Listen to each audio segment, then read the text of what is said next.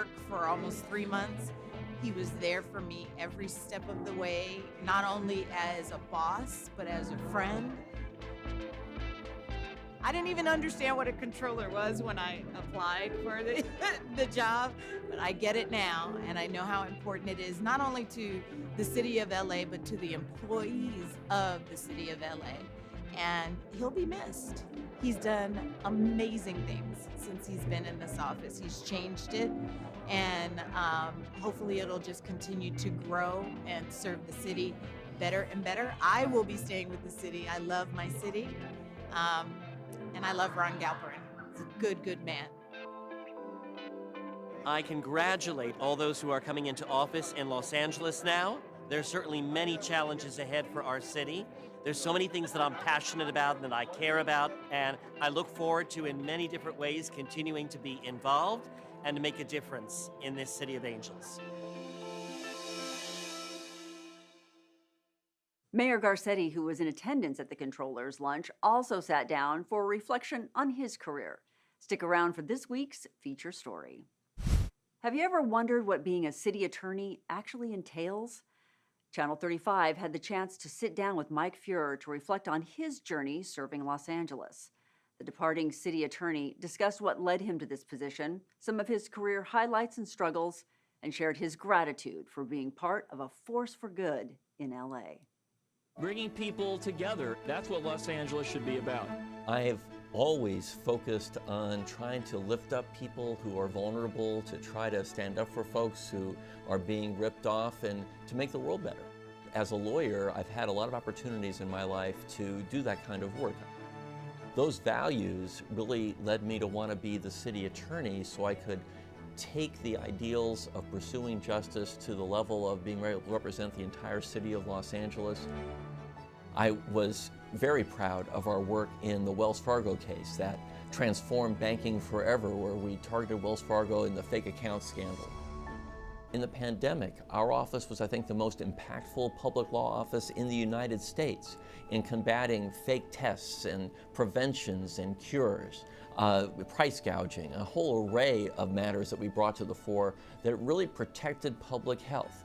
I'm very proud of our leadership on gun violence prevention, both here and nationally.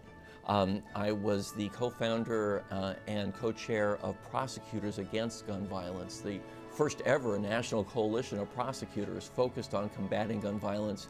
Spoken at the White House. We worked across the nation to get guns out of the hands of domestic abusers and grapple with the issue of ghost guns. I'm really proud of our criminal justice reform work, where we've been able to take a look at how we can transform the lives of offenders and reduce repeat offenses.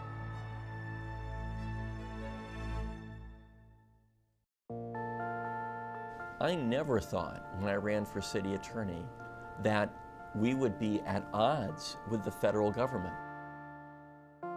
But that's in fact where we found ourselves when the Trump administration first took office.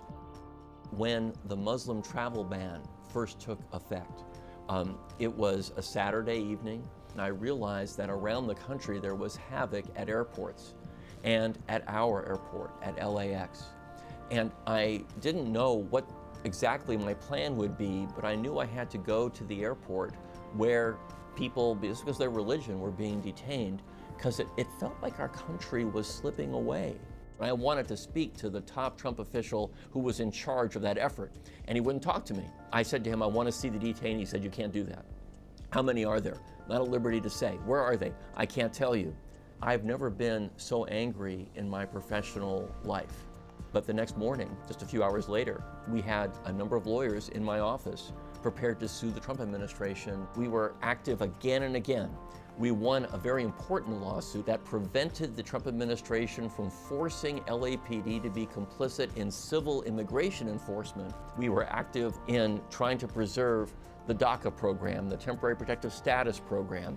We were one of the key litigants in the census litigation when the Trump administration tried to make the census as ineffective as possible because it knew that it would diminish LA's political representation and resources if they were to prevail. On just so many different levels. I think our office has been a force for good in Los Angeles, and that's why I ran for city attorney in the first place.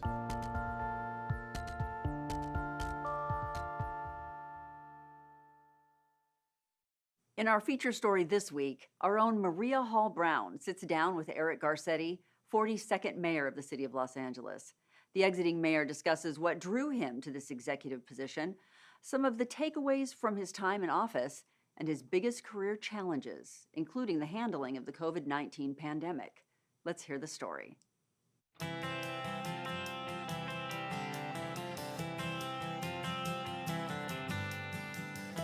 I am delighted to be joined by a classically trained pianist, an actor, but more importantly, the wonderful 42nd mayor of the city of Los Angeles, Eric Garcetti. So nice to have you here. I had no idea that you were a classically trained pianist. My great-grandparents played the piano. My grandparents on my mom's side met in piano school, and my mom played. So I was just kind of continuing the family tradition. And while I've been mayor, I've kept the piano in my office for almost the entire 9.5 years. 9 years being the mayor. Obviously, there are an enormous amount of things that you could have not have predicted, pandemics, et cetera. But walking into the job, have there been things that you expected, and did it live up to your expectations? When I was running for office, I never pictured it. I kind of waited till I was here on day one. Obviously, the building was familiar. 12 years I had served as a local public servant. So you have to be ready to run 41 departments.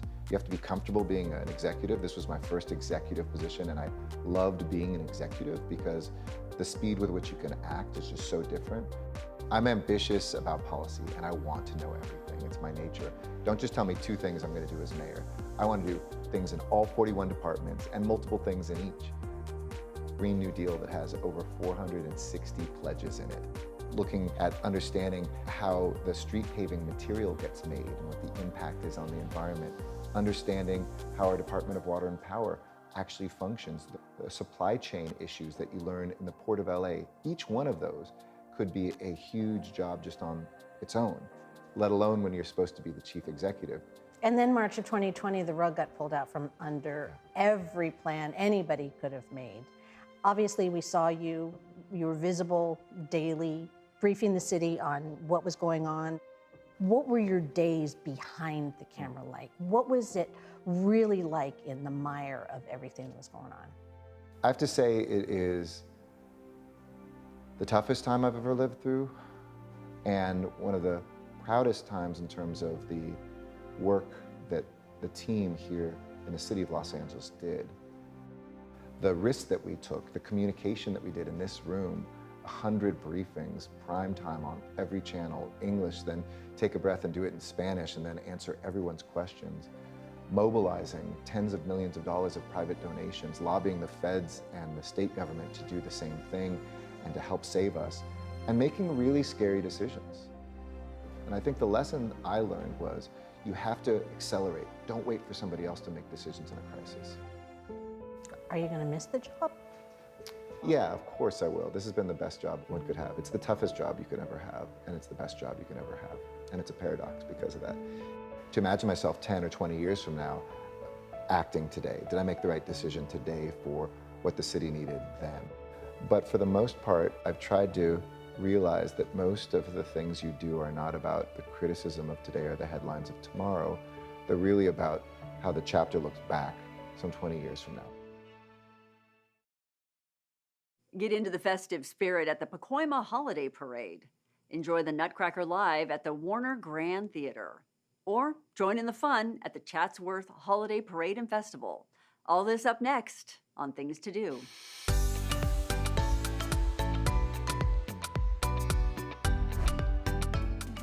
Join in the holiday season revelry as folks in the Northeast San Fernando Valley kick off the most wonderful time of the year.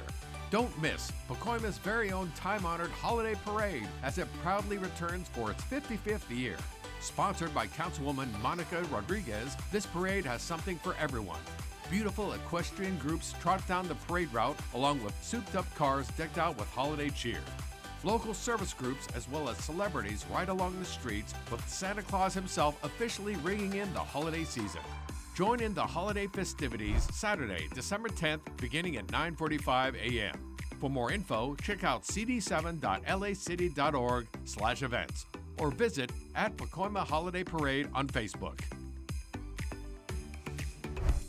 Don't let the holiday season slip by without seeing the ballet that defines this time of year, the Nutcracker. Presented by the San Pedro City Ballet, LA's Department of Cultural Affairs, and the Port of LA, this performance of the Nutcracker will light that unforgettable spark in your holiday traditions. Join Clara on a snowy Christmas Eve as she travels on a dreamlike journey where toy soldiers, a mouse king, and a Nutcracker turned prince come to life. This timeless story set to Tchaikovsky's score is so magical, it's worth retelling every year. Don't miss out on the must-see show of the holiday season at the Warner Grand Theater. The Nutcracker runs from Friday, December 9th through Sunday, December 11th. For times and tickets, check out sanpedrocityballet.org. The Chatsworth Holiday Parade and Festival returns as they celebrate this year's theme, Hometown Holidays. Community volunteers create Christmas magic as the parade and festival come alive with the sights and sounds of the holidays for a fun-filled day of merriment. In a breathtaking flyover, World War II planes will take to the sky, while marching bands, dancing, clowns, and live performances keep the crowd's holiday spirits up at ground level. The festivities continue after the parade with more holiday food and entertainment at the Chatsworth Holiday Festival. The Chatsworth Holiday Parade and Festival, sponsored by Councilmember John Lee, is on Sunday, December 11th, beginning at noon. All the information you need about the festival is at chatsworthholidayparade.org. And that's a look at some things to do.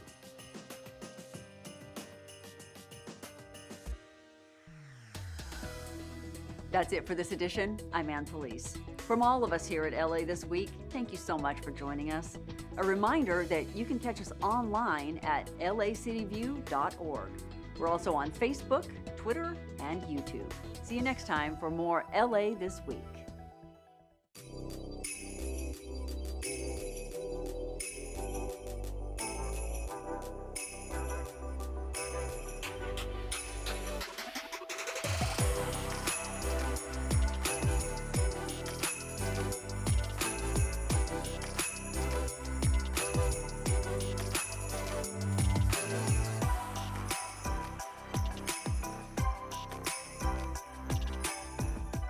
LA County Department of Public Health and the City of LA's Department of Aging remind you that getting vaccinated and boosted is the best way to protect yourself and your community. And it's especially important for those at high risk of severe diseases, such as older adults and individuals who are immunocompromised or have chronic conditions. For COVID-19 vaccination appointments or to request in-home vaccination if you or a loved one have difficulty leaving the home, please call 211 or the Los Angeles County Department of Public Health Vaccine Call Center at 833-540-0473. Open daily, 8 a.m. to 8:30 p.m. Remember, vaccines are free and immigration status and insurance are not required. Visit vaccinatelacounty.com for more information about how to get vaccinated. And visit aging.lacity.org or call 213-482-7252 for information on senior services.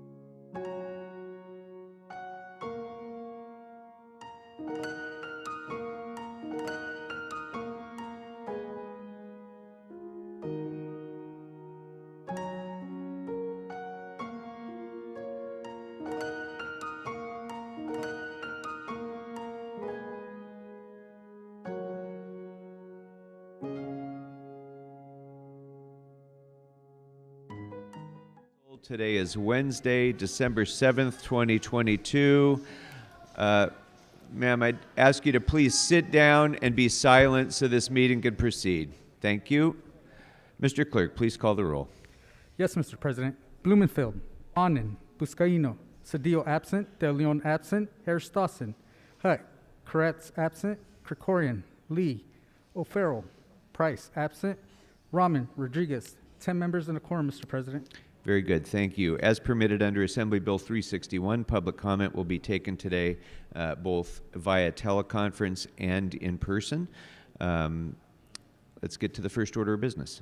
Approval of the minutes of December 6, 2022. Councilmember Lee moves, Councilmember O'Farrell seconds. Next.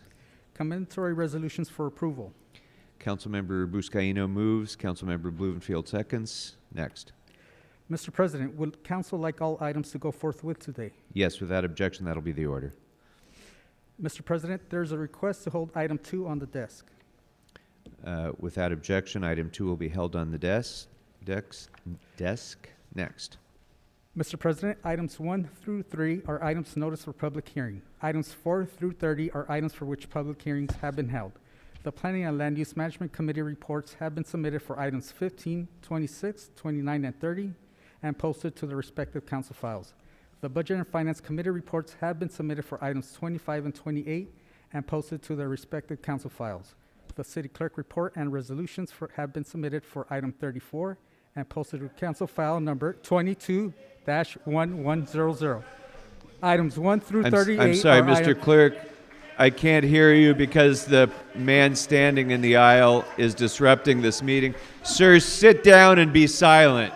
Mr. Leonardo. He's not complying with my order. Please remove this man from the meeting pursuant to Council Rule 12. He's subject to Council Rule 7. Sir, you're ordered excluded from the meeting. Please leave and leave silently. So, Mr. Leonardo, you've been ordered removed. Please be quiet. You're ordered excluded from the meeting. Leave the meeting. Everyone else who's using noisemakers and clapping, you are ordered to be silent immediately. Sir, you are ordered to be silent. Leave this meeting immediately.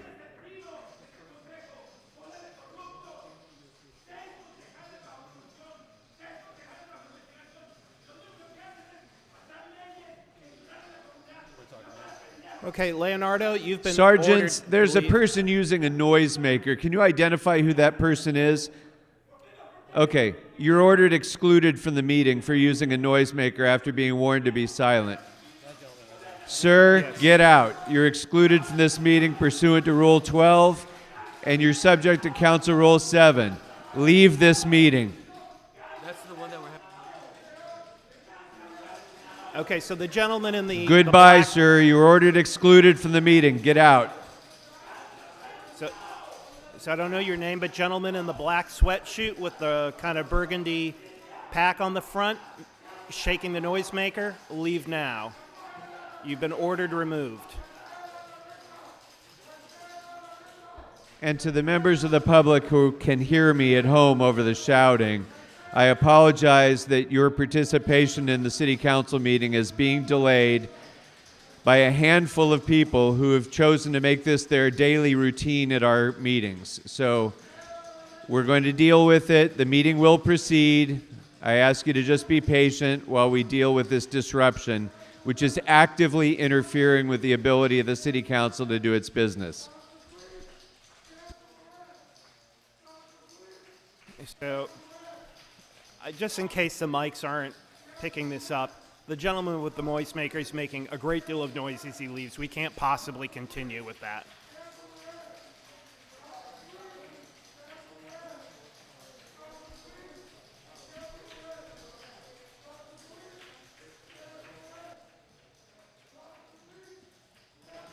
And he's moving very slowly backwards as he shouts and uses the noisemaker.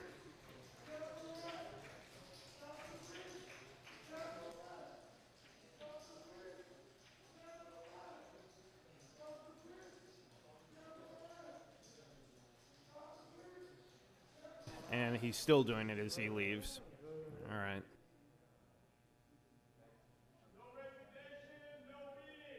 So the gentleman in Sit down and be silent. The person in the red T-shirt, sit down and be silent. You're not complying with my order. You're ordered excluded from this meeting under Council Rule 12 for actively disrupting this meeting, and you're subject to Council Rule 7. Sergeants, remove that man from the meeting.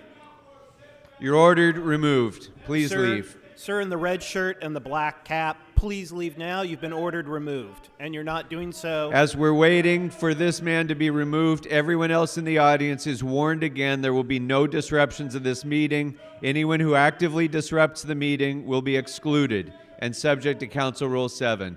Sir, please leave this meeting. So he's still shouting.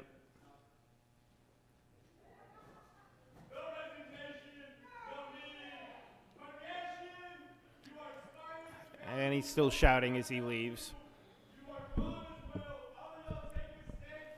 Apologies to everybody else who's waiting to give public comment.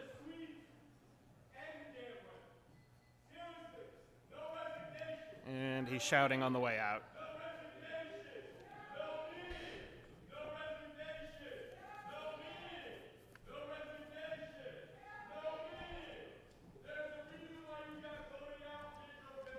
And he's still shouting.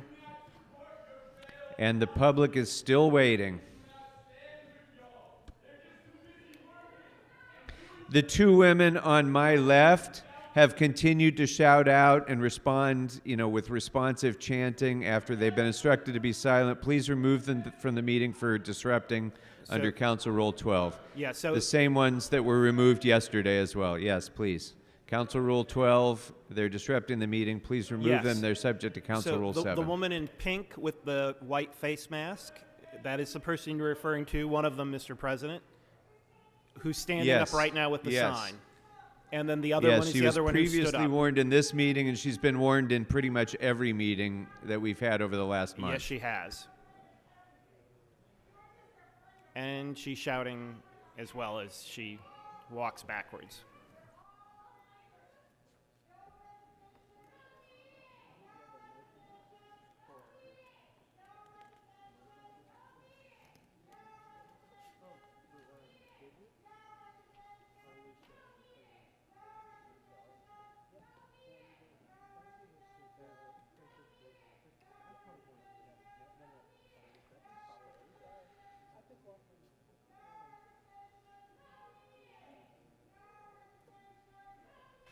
And just for the mics, in case they aren't picking up, we're being delayed by the woman who's continuing to shout. Actually, the women continuing to shout as they leave.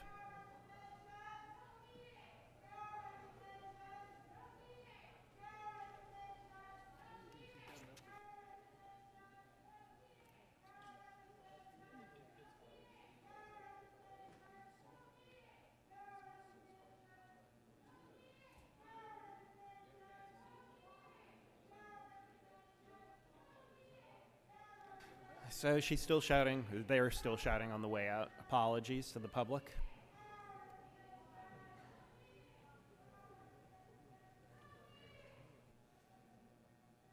Okay.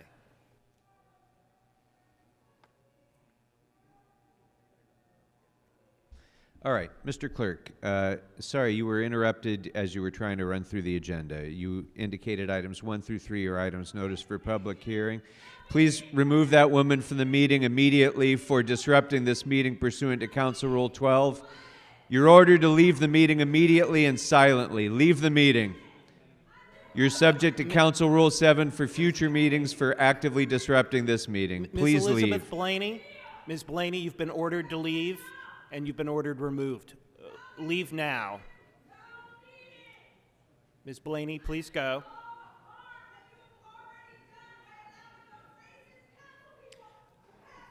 And she's shouting on the way out.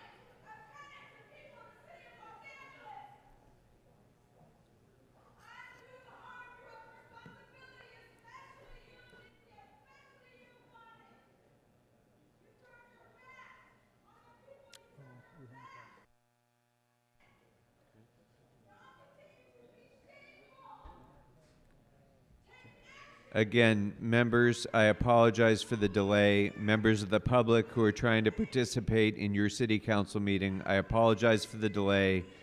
that can be caused by, a handful of people who choose to come in here and shout instead of using the microphone to participate in public comment like everyone else. So, all right. Mr. Clerk, items 1 through 3 are items noticed for public hearing. What else did you say? I couldn't hear anything else you said. Thank you, Mr. President. Items 4 through 30 are items for which public hearings have been held. The Planning and Land Use Management Committee reports have been submitted for items 15, 26, 29, and 30, and posted to the respective council files. The Budget and Finance Committee reports have been submitted for items 25 and 28, and posted to the respective council files. The City Clerk report and resolutions have been submitted for item 34 and posted to council file number 22-1100. Items 31 through 38 are items for which public hearings have not been held. Item 39 is a closed session item for which a public hearing has not been held. Items 40 through 45 are closed session items considered by the Budget and Finance Committee. Items 46 and 47 on the continuation agenda are items for which public hearings have been held. 10 votes are required for consideration. All right, without objection, those items are now before us. Do members have any items that they would like to call special? Mr. Blumenfield. I want to call item 11 special to make sure that we continue it to January 13th of next year. It shouldn't have been on the agenda. I had promised the Reseda Neighborhood Council that we would not discuss this until they had a chance to meet and discuss it, and that's why I wanted to make sure we do not take it up today. We take it up in January after their meeting. January 13th. Can we just simply order that continued until January 11th? Without objection, that'll be the order. I said 13th, but whatever the date is. So that was item 13? Oh, item 11. Oh, okay, so item 11 will be continued until January 13th. Yes. Okay, thank you, Mr. Blumenfield. Mr. Bonin. Items 46 and 47 for a separate vote, please. Okay, 46 and 47. Mr. Buscaino. Thank you. Item 31 and 32 for a separate vote as well. Thank you. Okay, 31 and 32. Mr. O'Farrell. Thank you, Mr. President. Item 29 for special for remarks. Ms. Hutt. Thank you, Mr. President. Item 1 for a technical amendment. Yes, and I have that, Mr. President. Thank you. Councilwoman Hunt. So I'll just read it off.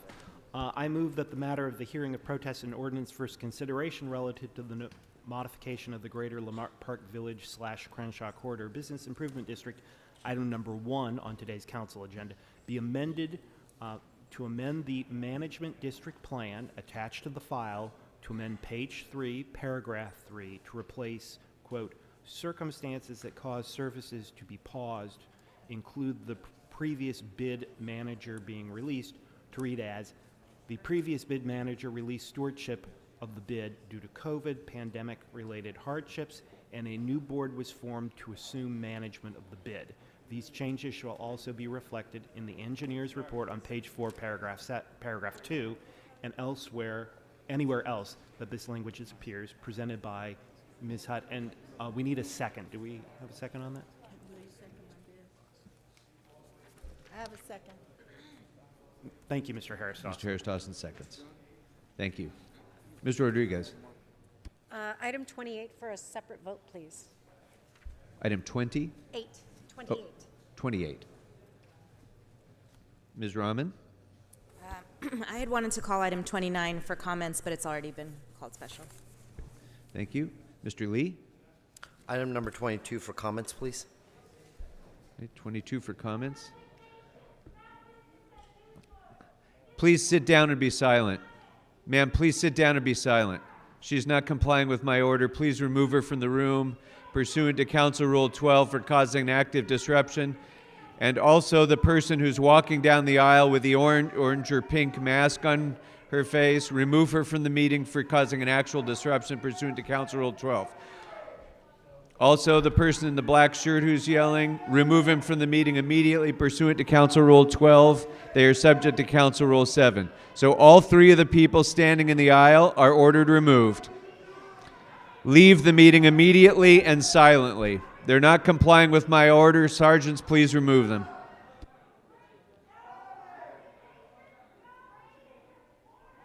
And all three of them are still shouting.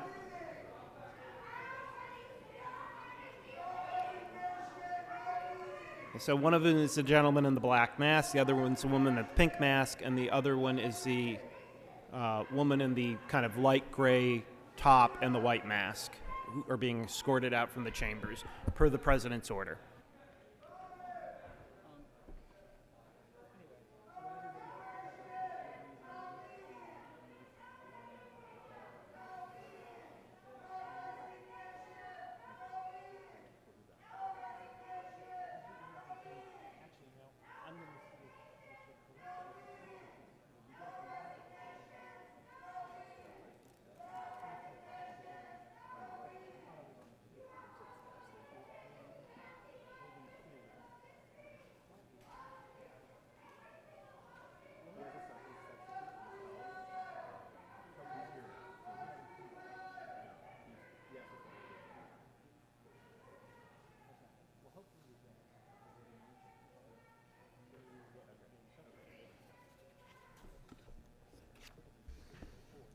All right.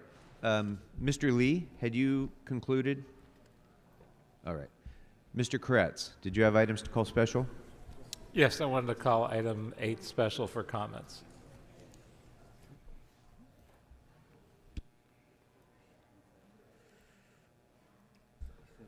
Yes. Okay, so, and Mr. Kretz, you wanted to hold item 2 on the desk as well? Yes. Okay, so that will be the order. For purposes of a substitute motion? Okay, and, okay, so hopefully we'll be circulating that substitute motion shortly. I think it's in process. Okay. I'd also like to call items 32 and 33 special, including for an amending motion on item number 32. Yeah, if you could go ahead and read that in, sure, Mr. City Attorney. So on item number 32, I'll read the entirety. On December 6, 2022, Mayor Garcetti released a notice of termination of the local emergency effective February 1st, 2023. The mayor's notice found that, quote, the circumstances that existed in 2020 and 2021 have adjusted to a level currently manageable by the regularly constituted branches and departments of the city government. I therefore move that the resolution for item 32 regarding the March 4, 2020 declaration of local emergency by the mayor concerning COVID-19 be amended to modify the first provision to read as follows.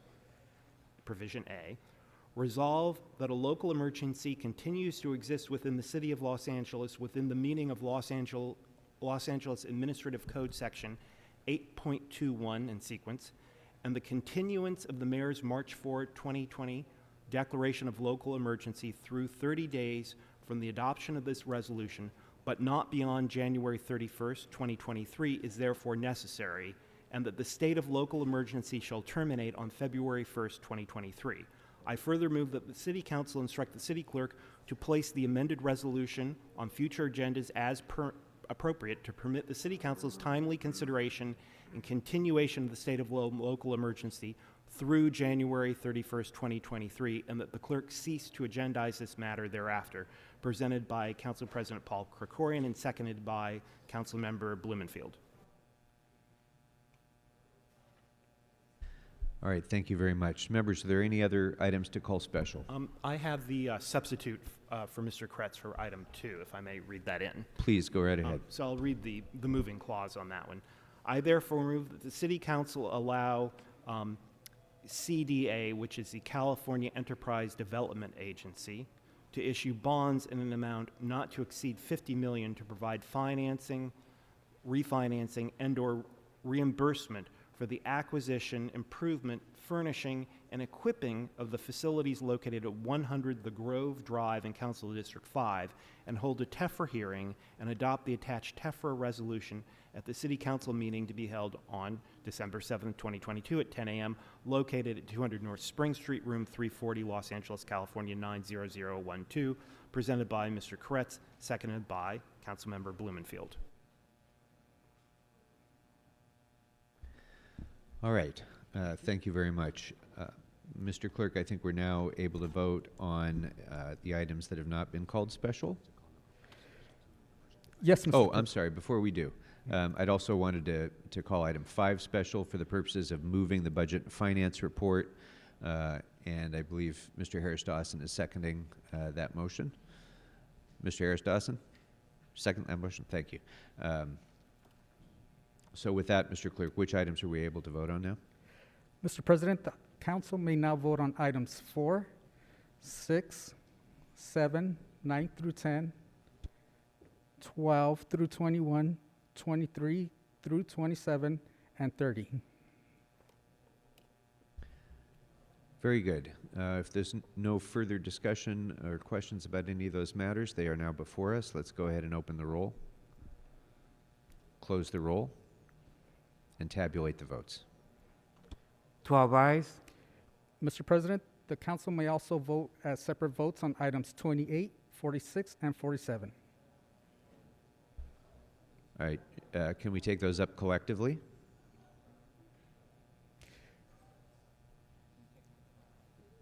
I believe council may wish to vote on each item separately. Separate. Okay. We can go ahead and vote on item 28 now? Mr. Clerk? Yes, Mr. President. Okay, let's go ahead and open the roll on item 28, close the roll, and tabulate the vote. 11 ayes, 1 no. Thank you. Next item. The council may now wish to consider item 46. All right, on item 46, please open the roll, close the roll, tabulate the votes. 10 ayes, 2 noes. Next item. The council may wish to consider item 47. On item 47, let's open the roll, close the roll, and tabulate the votes. 10 ayes, 2 noes. Next item. Mr. President, the council may now move on to the closed session items 40 through 45. Very good. Members, items 40 through 45 are settlements which were considered by the Budget and Finance Committee. The committee recommended approval of the city attorney's recommendations. All of these matters can be taken up in open session unless members have questions or concerns that they would like to discuss in closed session. I see no one so requesting, so we can go ahead and read the settlements on items 40 through 45, and then we can take up the vote. Thank you, Mr. President. In the case entitled Beechwood Canyon Neighborhood Association et al. Versus City, expend up to $141,650 in settlement. For item 41, in the case entitled Albert Cervantes versus City of Los Angeles et al., there is a recommendation to expend up to $125,000 in settlement. For item 42, in the case entitled Michael Clemisha versus City of Los Angeles et al., there is a recommendation to expend up to $200,000 in settlement. For item 43, in the case entitled Kathy Simpson versus City of Los Angeles, there's a recommendation to expend up to $1,375,000 in settlement. For item 44, in the case entitled Ronald Sleznak versus City of Los Angeles et al., there's a recommendation to expend up to $400,000 in settlement. For item 45, in the case entitled Lucretia Smith versus City of Los Angeles et al., there's a recommendation to expend up to $390,000 in settlement. Very good, thank you. Those items are now before us. If there's no questions or concerns, let's go ahead and open the roll, close the roll, and tabulate the votes. 12 ayes. All right. I'd next like to just note for the record that item 39 on today's agenda is the case of Mark Ridley Thomas versus City of Los Angeles, which was considered by the Claims Board, which recommended approval of the City Attorney's recommendations. That matter was waived out of Budget and Finance Committee. The settlement involved therein is consistent with the instructions provided by the council to the city attorney previously, and I would recommend that we take that case up in open session, seeing as the terms of the settlement were consistent with what we had already recommended, but that'll be done after public comment. So, Mr. Clerk, is there anything else before us before we move on to public comment? Mr. President, the council may now move to public comment. Very As- good. Well, why don't we begin by reading in the call-in instructions. Again, we'll be taking public comment both by phone and by those who are here in chambers who wish to offer public comment. So, Mr. Clerk, if you could please read in the call-in information. Thank you, Mr. President. As indicated on the agenda, members of the public wishing to offer public comment should call 669-254-5252 and use meeting ID number 160-535-8466 and then press pound. Then press pound again when prompted for participant ID. Once admitted into the meeting, press star 9 to request to speak. When it is your turn to speak, an automated Zoom voice will ask you to press star 6 to unmute. Let me repeat. Call 669-254-5252 and use meeting ID number 160-535-8466 and then press pound. Then press pound again when prompted for participant ID. Once admitted into the meeting, press star 9 to request to speak. When it is your turn to speak, an automated Zoom voice will ask you to press star 6 to unmute.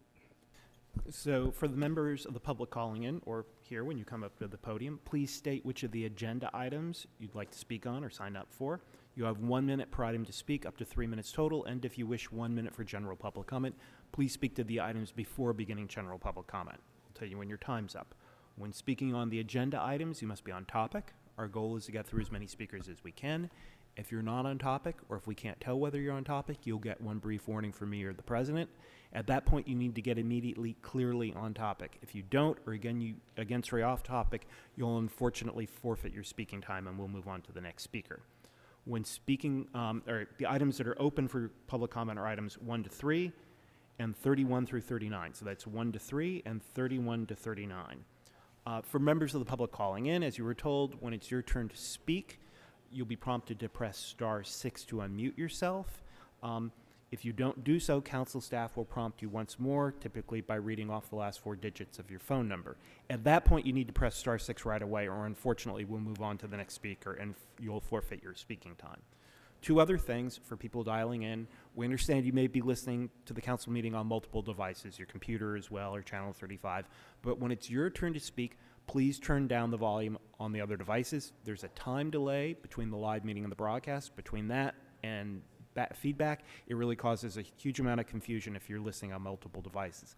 Also, please keep one ear to the phone because of the time delay. We want you to hear in real time when it's your turn to press star 6. If you're only listening on another device, you may not hear fast enough, and you may unfortunately, you might get passed over and forfeit your speaking time. So with that, Mr. President, we are ready to begin public comment. Thank you very much. We'll begin with speakers who have signed up here to speak in person. I'm sorry, you'll need to be silent so we can proceed with public comment. Please be silent. Please be silent. All right.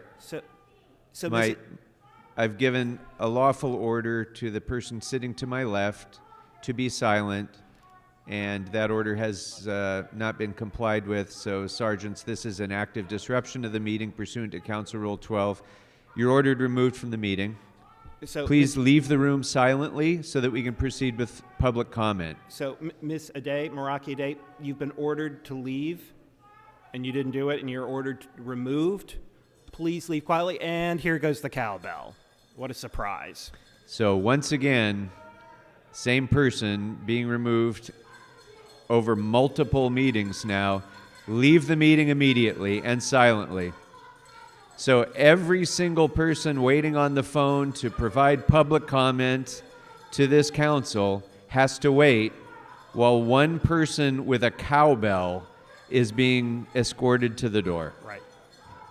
That's what this has come to now. And just in case the mics aren't picking this up, so she's shouting as she walks backward and ringing that cowbell again. And so, you know, however many people we have waiting and the entire city who may be listening for the meeting to go on has to wait for Ms. Ade to leave.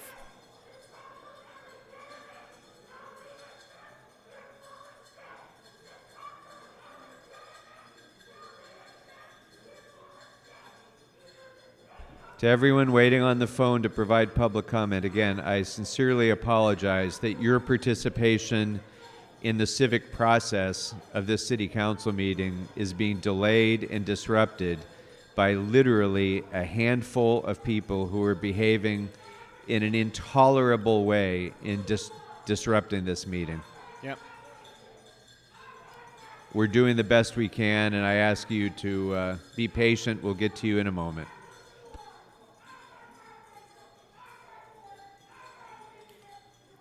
And of course, we have people in the room too have come all the way down to the city council chamber to provide comment, and they're being delayed as well. And she's still shouting and ringing the cowbell as she goes. And the mics are probably picking this up, but if they're not, I can just say it's quite loud in the chamber.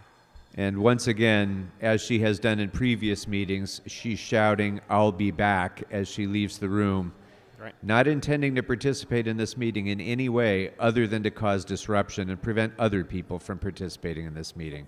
So I guess she's going to be back and do it again in the future as well. But I'll be clear. These meetings of the City Council will proceed, and we will continue to do the work of the people of Los Angeles, despite these disruptions. So let's go ahead and go to our first public speaker. Mr. President, sorry to cut yes. in. I have a substitute that Mr. Harris Dawson has introduced for item 35. So if I could, I'd like to read it into the record before we start taking public comment.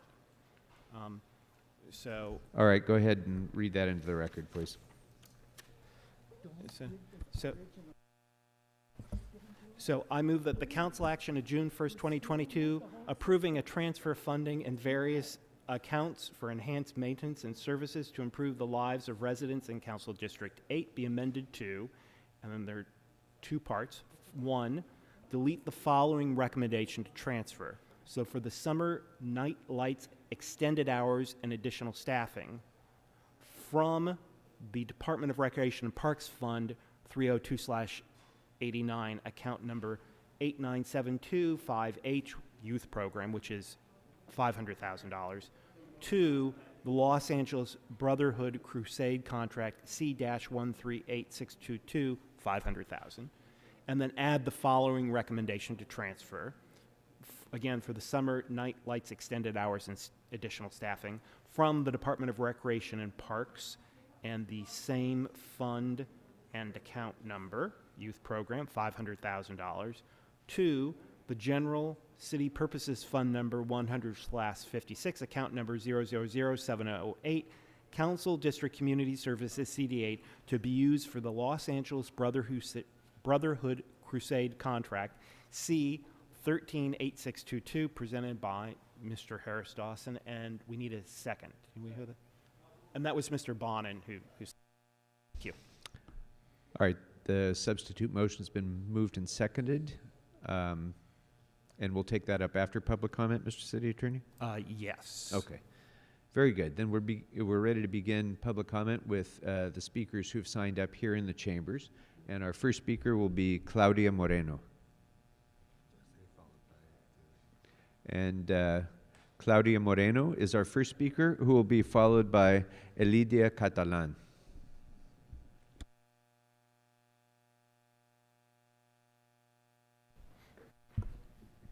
Hello, Ms.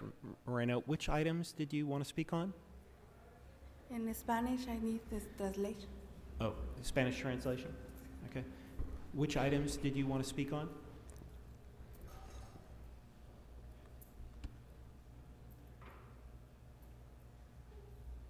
One second while we get. Okay.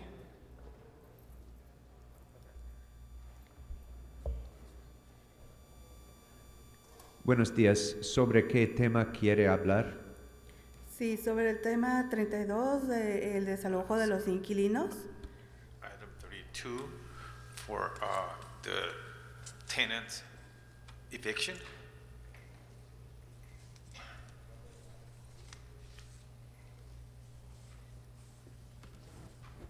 Continue, please.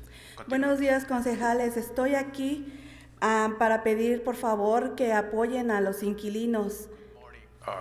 Council members, I'm here to ask for support for the tenants. Les pedimos que extiendan la orden de protección a los inquilinos y voten sí a favor de ellos y de ask, nosotros. we ask that you extend the order for the extension for the tenants and to vote yes. Ya que nosotros hemos sido fuertemente impactados primeramente por el COVID, Since we were impacted, first of all, because of COVID, no tenemos dinero en nuestros hogares y tememos ser desalojados. we don't have any money in our homes, and we're afraid of being evicted.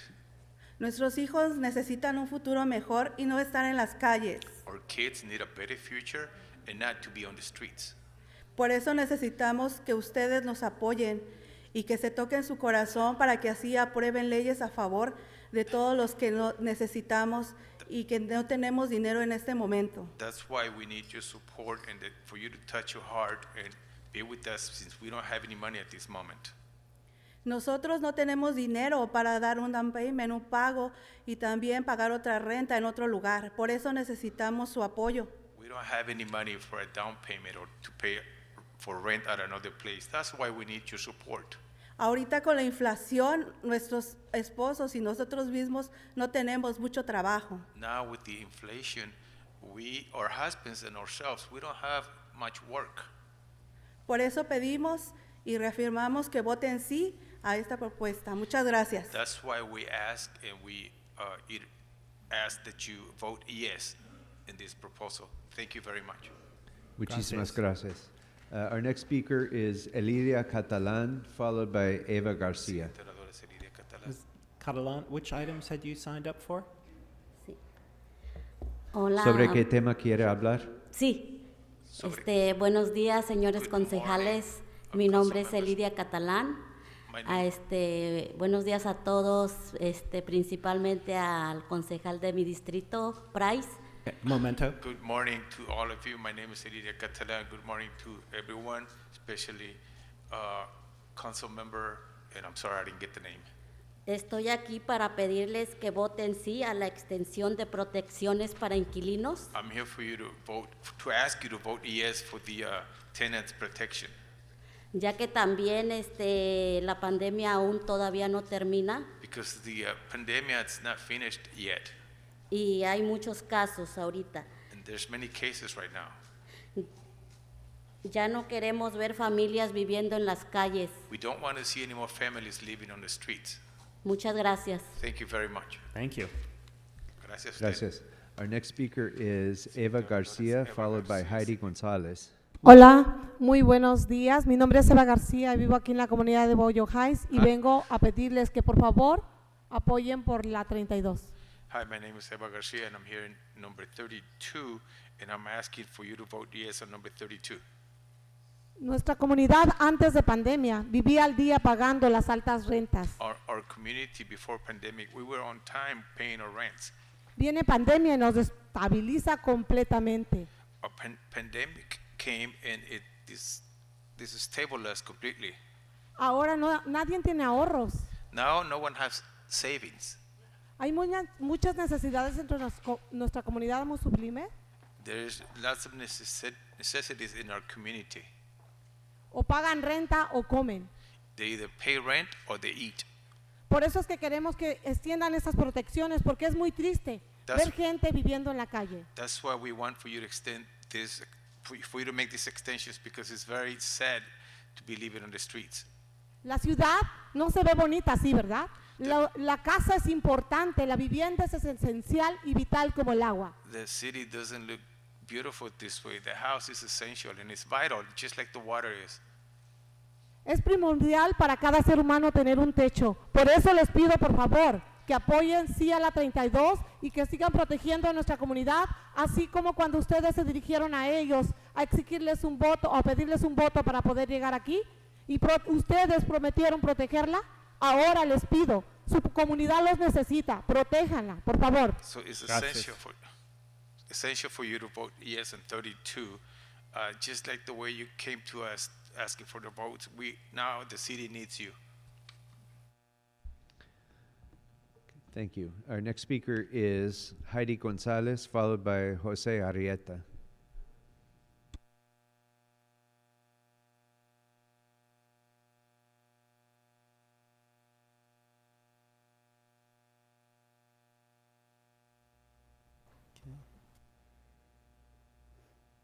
Good morning. Good morning. Hi, which items had you signed up for? 32 in public comment. Sorry, what?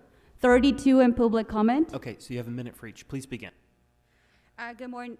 Good morning. My name is Heidi Gonzalez, and I'm a tenant in the city of LA. I'm going through an eviction, and I consider myself to be a resourceful person. And it's just been hard for me. The pandemic, it has been so hard for me and my daughter, plus having a landlord harassing me for being late 3 days. I was left without water, electricity, and gas for days. I called the police many times and they couldn't help me. I reached out to Mr. Mitchell, Council Mitchell, and he said that I don't live in his, he doesn't represent me. I don't know what else to do. And did you want to talk about item 32, which is the declaration of emergency?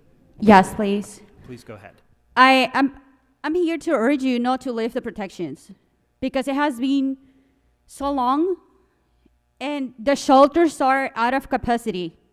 There is no help for us. We are still in the pandemic. The cases are rising again.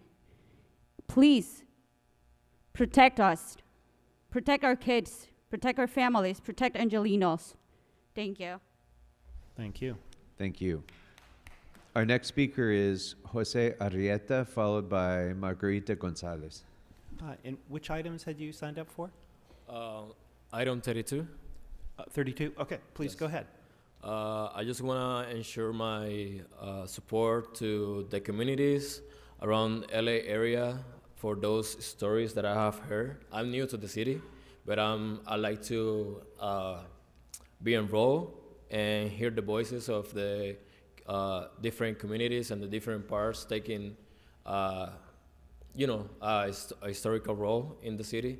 And I'm here to ask the people on the desk right there to take action and support and be useful for these communities. They are at risk. COVID is still present and is rising at this moment in the city. So, yes, just ensuring my support to these communities over here. Thank you for sir. your comments. Our next speaker is Margarita Gonzalez, followed by Maria A. Buenos días, mi nombre es Margarita González, residente de Boyle Heights e inquilina. Estoy aquí. Sí. Good morning, my name is Margarita Gonzalez. I am resident of Boyle Heights. Estoy aquí para pedir que extiendan las protecciones de emergencia y también implementen las protecciones para los inquilinos. I'm here for you to extend the implementations for the 32 and also for the tenants. Porque de lo contrario, las personas más afectadas serían las personas más vulnerables. Entre ellas, Otherwise, the persons that need the more are the more vulnerable. entre ellas hay niños y hay personas mayores. Among them, there are kids and there are elderly people. Las protecciones deberían de ser permanentes. The protection should be permanent. Porque todo ser humano tiene derecho a un techo. Because all human beings have the right for a roof. Que no solo sea una frase, que la vivienda es un derecho humano. Don't let it be just a phrase that the housing is just a human right. Si ustedes no protegen a sus ciudadanos, quienes ellos confiaron en ustedes, If you don't protect your citizens who trusted you, ustedes tienen la obligación de mantener a sus residentes en una vivienda. you have the obligation to keep your residents in a housing. Porque si llegamos a esto es porque fuimos impactados por una pandemia. Because if we got this far, it's because we were impacted by a pandemic. Gracias. Gracias. Gracias. Our next speaker is Maria A., who will be followed by Será seguida por Maria Deriget. No, it's okay. Sorry. Maria Maria A. Leriet. Hi. Comienza. I'm so proud of being a citizen of the United States. And I'm also asking you to not to take out the 32. I had a son that he was on the street because they threw him out of the place where he used to live. I asked for help, he asked for help. They promised him to give him a house. They never gave him a house and he died 1 year ago when the pandemic was hard. He died from a heart attack because he was so worried of being on the streets. Please, I ask you, I know I don't supposed to say, but I ask Monica to help us. Thank you. And all of you. Thank you. Thank you. Thank you. Okay, our next speaker is Maria Leriget. Oh, I'm sorry. Okay, thank you. Our next speaker then will be Miguel Perez, followed by Sasha Harnden.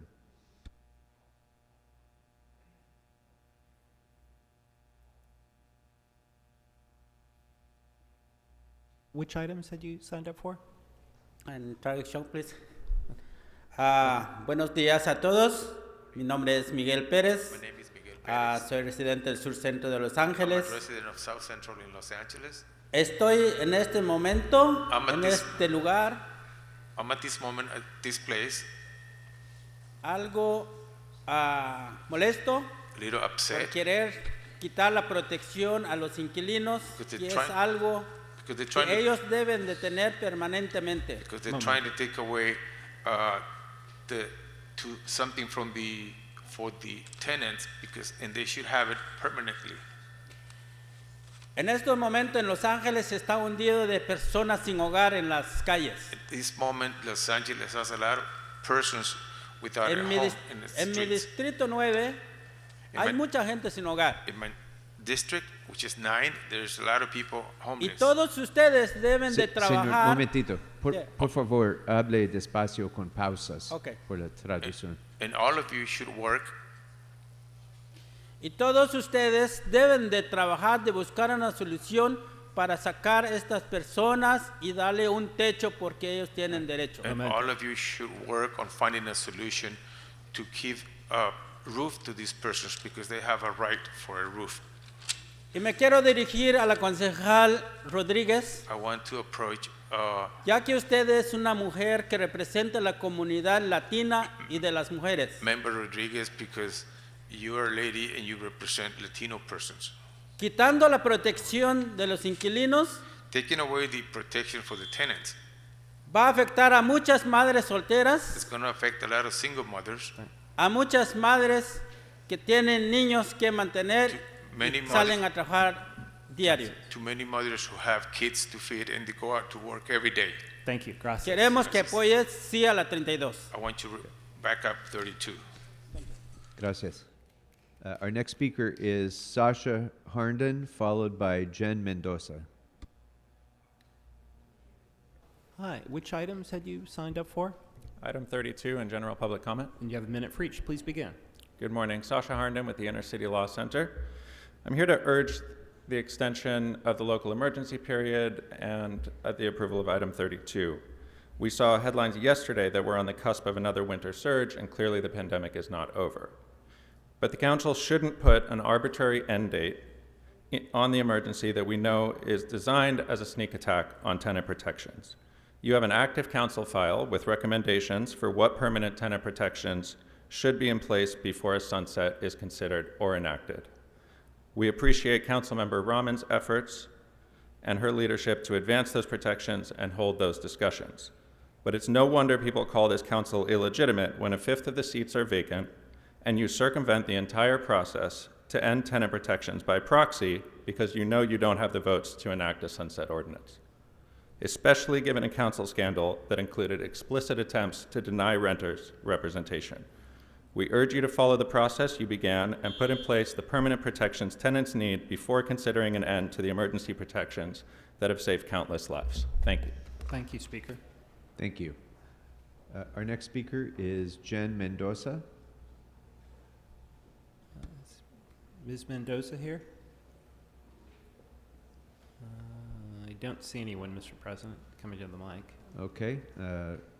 Mr. Gravener, did you want to speak?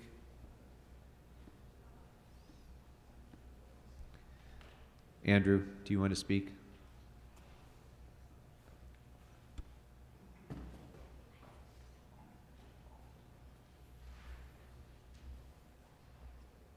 And which items had you wanted to speak on? Just general comment. Okay, so you have a minute. Please begin. Hey, why won't you say what I'm entering? Is it because you know that it's going to be used against you? Curran wouldn't do it yesterday. You won't do it today, Paul. Why won't you? I entered the name. This meeting is adjourned, and you won't say that. This meeting is illegitimate. You're trying to, throw people out onto the streets. This is just the same agenda that Nuri did for years. You're just the same as far as the policies, at least. No resignations, no meetings. How many times do we have to come in here and tell you that? Like, just cancel the meetings, and like Mike Bonin is he even here? Is that your legacy?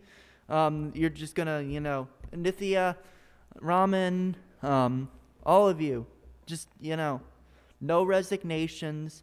No meetings. Shouldn't have to keep doing this. Just end the fucking meeting. Thank you. All right, thank you very much. That concludes the public speakers who've signed up here in chambers. We'll go next to those who've called in, and we'll take 30 minutes of public comment from those who've called in. Let's go ahead and invite the first speaker to speak.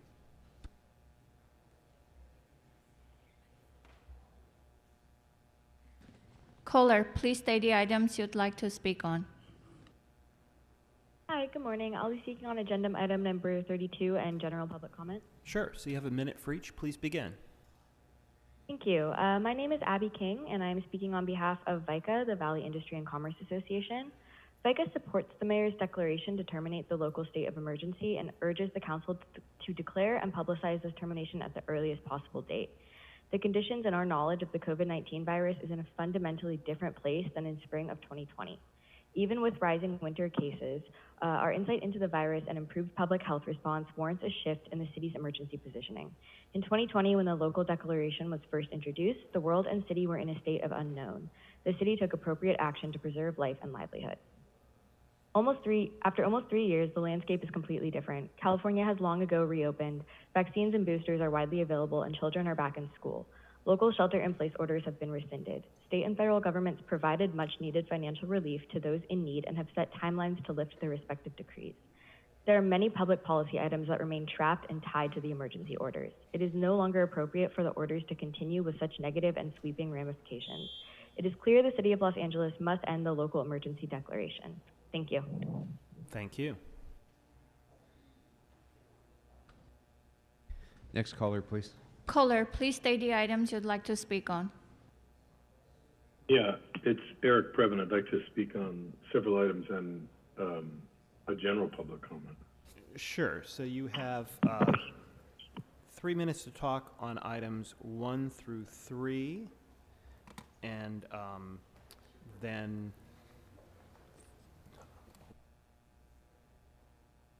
go on. Sorry. So 3 minutes for items 1 through 3 and 31 through 38, followed by a minute for general. Please begin, Mr. Previn. Okay.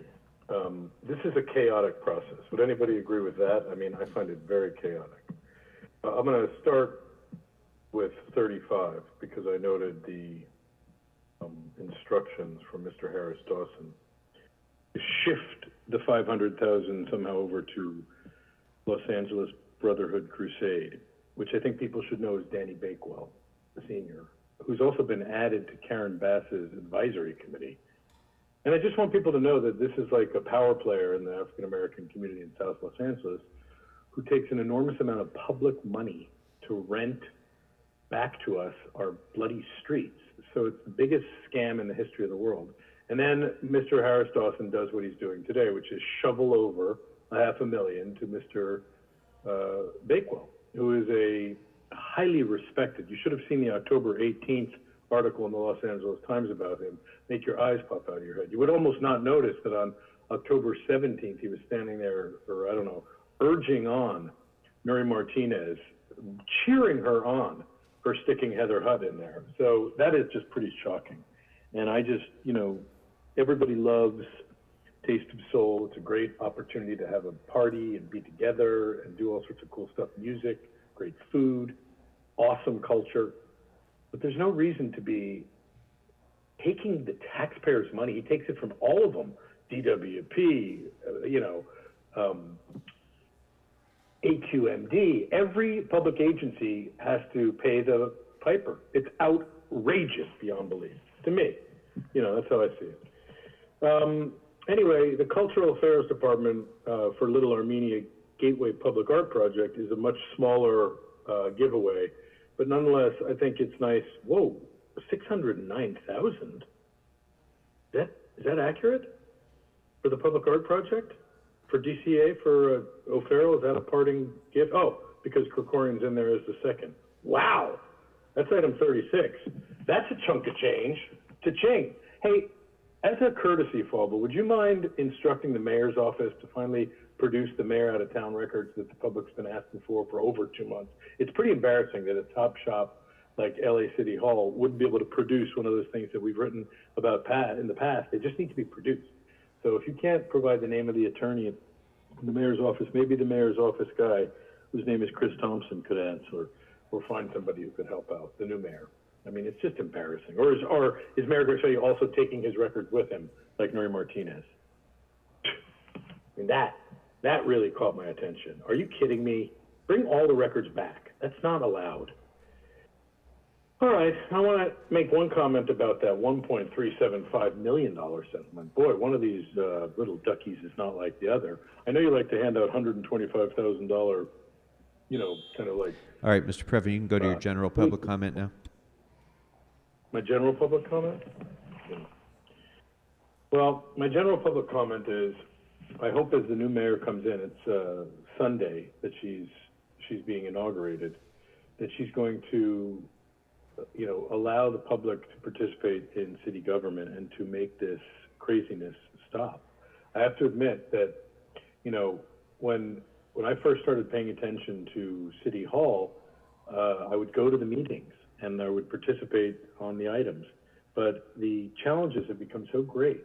It's so difficult to go to the Metro where you can't even, Mr. Krikorian, Ms. Rahman, you can't even use the restroom at the Metro station. And yet, nonetheless, it persists. There's a caged restroom for the Metro employees, but why not open it up for the people? We want to be a world-class city. And then you go downtown, and you've got, the Duarte Graciano show. These are first responders who deserve our respect, but what is going on? Why do we have to have Thank you very much, Mr. Previn. Let's go to our next speaker, please. Speaker, please state the items you'd like to speak on. Hello. Hi. Hello. Sean, which items How would you like to- doing? Oh, I'm great. Which items would you like to speak on? Item 39-1 and general public comment. You got it. You have 2 minutes. Please begin, Sean. Yeah. Item 39, Mark Wheatley Thomas, he should not come back to the council meetings. He should go to the jail where he belongs for what he did. I mean, he should go to jail. I hope he rots in jail. Number one, the Crenshaw corridor. Crenshaw Taste the Soul, you should keep that and improve Crenshaw corridor. General public comment. Sure. Yeah, please go ahead. You have a minute. Joe, you've been a good councilman. I'm gonna miss you, and so is Bonin. I'm gonna miss those guys. I'm looking forward to 3 women joining the council. Ulysses, Tracy Parks, who I voted, where I talked about. I'm looking forward to seeing her. Looking forward to seeing District 5 lady, Cedria Scoffsey, Skip's stepdaughter. Why don't you tase those protesters? I'm getting sick of that. The protesters, they're just bring back the means what it used to be. Can you tase the protesters or give them a gas? I mean, come on, this is ridiculous. We should not be doing this for the new year. I mean, I'd like to come back. That's what's keeping me out. The protesters, especially the lady with the cow. I had an issue with that. I had an issue with that bitch once. Thank you, not Sean. come back. Thanks, Sean. Thank you, Sean. Next speaker, please. Caller, please state the items you'd like to speak on. Hi, I'd like to give general comment and speak on item 32. Okay, so you have a minute for each. Would you mind starting with item 32, the declaration of emergency, and then doing general, please? So please go ahead. Yes. I urge the council to vote yes on item 32 and protect tenants of Los Angeles. Many are still suffering from the effects of the pandemic. Hardworking folks have had to utilize their savings during the pandemic and even thereafter to feed their families and survive the high cost of living in LA.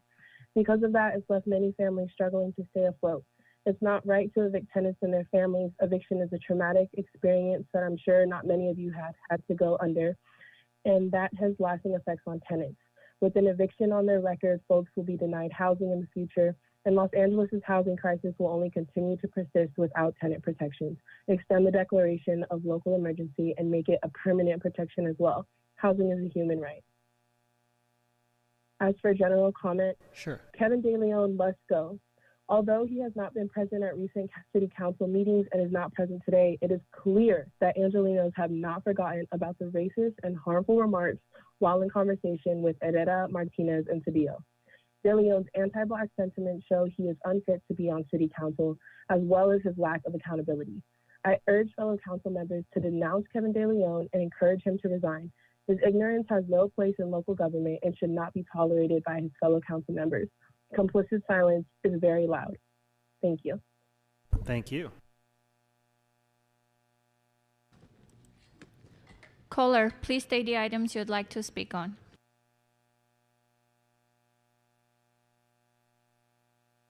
Good morning. Hi, which items do you like to speak on? 2, 31, 33, 35, et cetera, and general public comment, please. Okay, sure. So you get 3 minutes for those items, followed by a minute for general. Please begin, speaker. The floor is yours. Thank you. Good morning, public. Krikorian, you're no better than Martinez. You're a Martinez clone. You evict the public yesterday and glorify a racist trailer trash like Buscaino with the LAPD in an empty chamber. You're a pink clown. I mean, come on. Number 2, this is from our Jewish contingent on the council, representatives. Bloomfield and Koretz, $50 million in funding for the Holocaust Museum, renovation, expansion, learning center, pavilion, new theater, classrooms, exhibit space, boxcar, pavilion, working capital insurance, and why? To inspire a more dignified human world. My question is, for who? In contrast, yesterday, Koretz, who's on this motion, you evicted. You had 17 4118 motions. You evicted people from under freeway passes. They were all freeway underpasses. These were human beings. So who in the hell are you?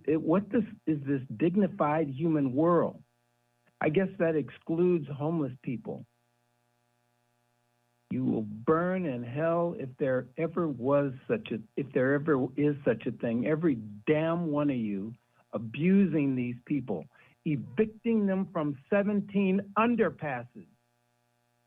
47 and 46 today, Bloomfield, more 24118 motions for eviction of people, but you want $50 million of public money for funding the Holocaust Museum for a more dignified human world.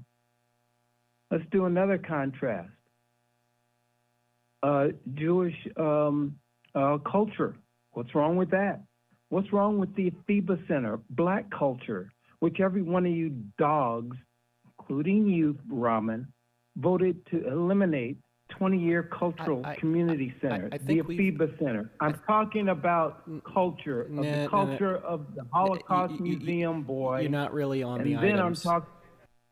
then I'm talking about the pavilion, the insurance. The black community can't have a cultural center, but you can get $50 million to Bloomfield and Koretz for the Jewish Cultural Center. Does that sound good, public? Number 35. Bleezy Marqueezy, CD8. Take $500,000 from a youth program and give it to Danny Bakewell, just like Mr. Previn said. And you can go into general if you wish, Speaker. Corrupt. You can't say the city council without saying corruption. Yesterday, this is what was going on, and these people want respect. Buscaino and Krikorian were taking pictures. Rahman and Lee were in a meeting. Dawson and Hutt were in a meeting. Farrell with multiple meetings. Krikorian and Dawson in a meeting. Bloomfield and Dawson in a meeting. Hutt and Rahman in a meeting, all while public comment was being taken. That's the respect you give the public. And you want people, Mr. Pinkface sitting there, you want people to respect you and respect this council. We have little preschoolers, kindergartners, grade schoolers, middle schoolers. We tell them to sit in their seat, don't talk on your phone, don't talk to your neighbor, but the corrupt clown Los Angeles City Council. Thank Thank you. Thank you, sir. Next speaker, please. Caller, please state the items you'd like to speak on.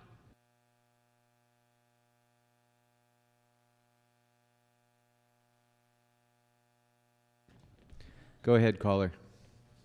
Caller, last four numbers 1148. Please state the items you'd like to speak on.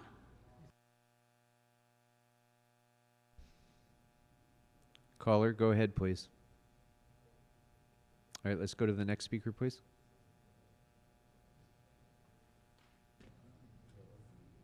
Let's go to the next speaker, please. Caller, please state the items you'd like to speak on. Hello, can you hear me? We sure can. Which items would you like to speak on? Item 32 and general public comment. Absolutely. You have a minute for each. Please begin. My name is Jaime. I'm with the Coalition of Small Rental Property Owners.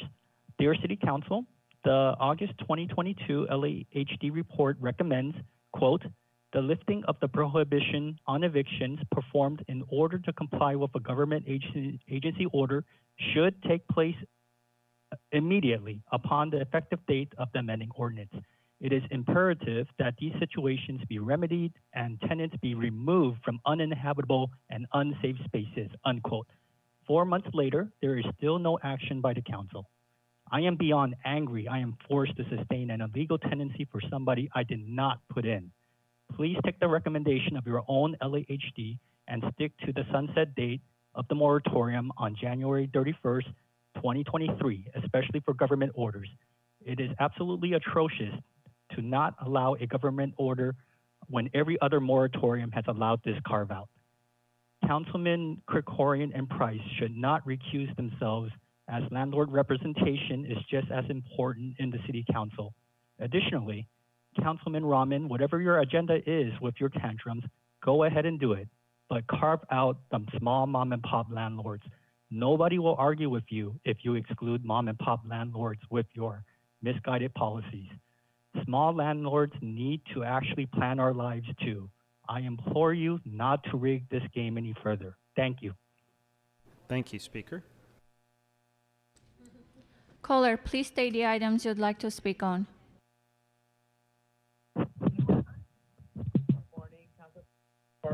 Council members. Hi, we're having trouble hearing you, Speaker. Can you speak directly into the microphone a little louder? Yes. Good morning, Council President Hall, Krikorian, council members. I'd like to speak on item 31 and general public comment. Very good. You have a minute for each. The floor is yours. I believe for item 31,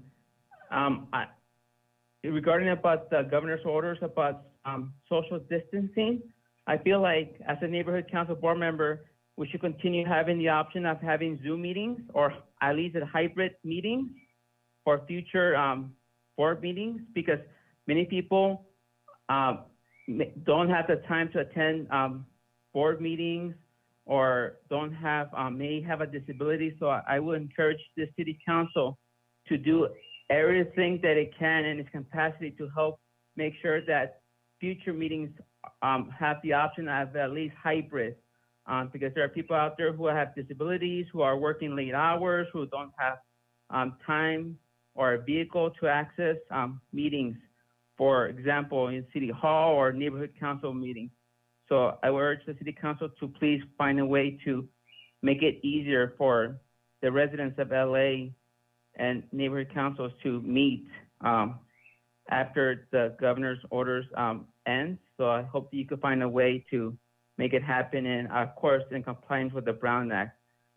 And for general public comment, I just want to say that I look forward to the new year, and I look forward to working with the new council members. And I hope that the new council members and the current council members will work well with the neighborhood council board members and public advocates, because I want to work well with everyone, and I want to get things done productively and constructively. And let's find ways we could agree on and work on that, and not focus too much on negativity, because it's going to drain all of us. And let's just focus on what we could agree on. And I hope that Mr. Kevin De Leon will do the right thing. And if he's pressured to resign, he should do the right thing and just resign. But it's up to the people of Council District 14 to decide for themselves. And I'm here to support them, but I'm here to work with everyone as well. Thank you. Thank you. Happy New Year. Same to you. Happy New Year. Caller, please state the items you'd like to speak on.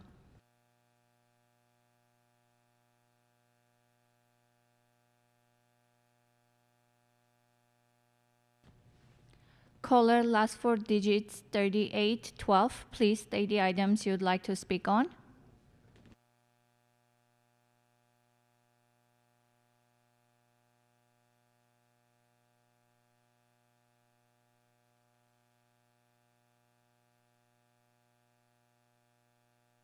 Speaker, are you there? So if so, press *6 right now. Otherwise, I think we better move on.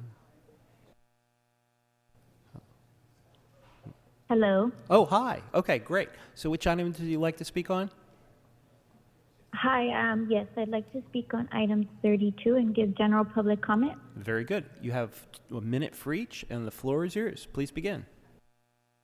Thank you. I live in District 8, and as a renter, I want to strongly urge you to vote yes on item 32 to extend the emergency declaration and eviction protections, because there was a need for tenant protections prior to the pandemic, and there is an even greater need now. On lifting these emergency protections right now with no warning and forcing this discussion out of the agenda would be cruel and inhumane and result in thousands of evictions as we approach the holidays and COVID cases in LA rise again. We need the City Council to stand strong and vote yes on item 32 to continue emergency protections. Council President Krikorian and all council members, please must vote yes on items 32 to continue the emergency and order to allow new members to take office and allow the council to continue these discussions related to these protections and tenant rights. Thank you. Thank you. Caller, please state the items you'd like to speak on.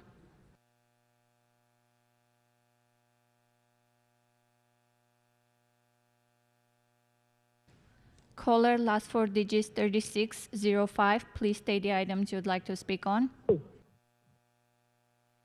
Buenos días, mi nombre es Hi. Mi nombre es Victoria Enriquez. So, Soy miembro de can you ACE. turn down the Vivo en el volume on the distrito- other devices that you have running? Vivo en el distrito 9 y estoy hablando para la Procisión 32. I'm calling for Precision 32. Memento for translation. Y todos los fiscales que vean por su comunidad, porque ahorita que están las protecciones, si ustedes las quitan, va a haber más gente en la calle. She won't Yo stop. soy madre soltera. Memento. If you don't protect it, there's going to be more people in the streets, and everybody should vote yes on the 32. By the way, her name is Victoria. Y le hablo a todos los fiscales que vean por su comunidad, porque ahorita nosotros estamos viviendo una situación. Yo fui una persona afectada 2 veces por el COVID y por lo Momento. mismo. I'm talking to all the council members because I'm a person who has a lot of needs at this moment. Y yo soy una vendedora ambulante I'm a street vendor. y también los dueños se están aprovechando porque si pagamos renta, no comemos, pagamos renta o comemos. Then una de dos. the Y owners- estamos pidiéndole. Then the owners are taking advantage because if we pay rent, we don't eat, and if we don't pay rent, we eat. So we're living.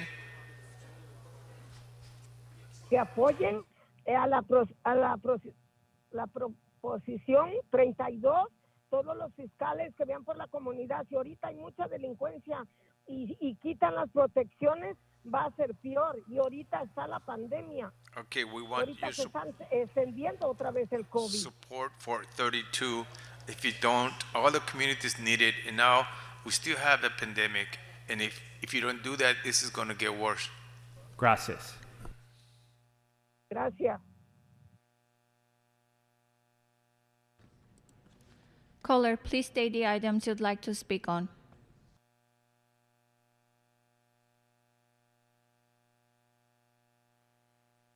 Okay.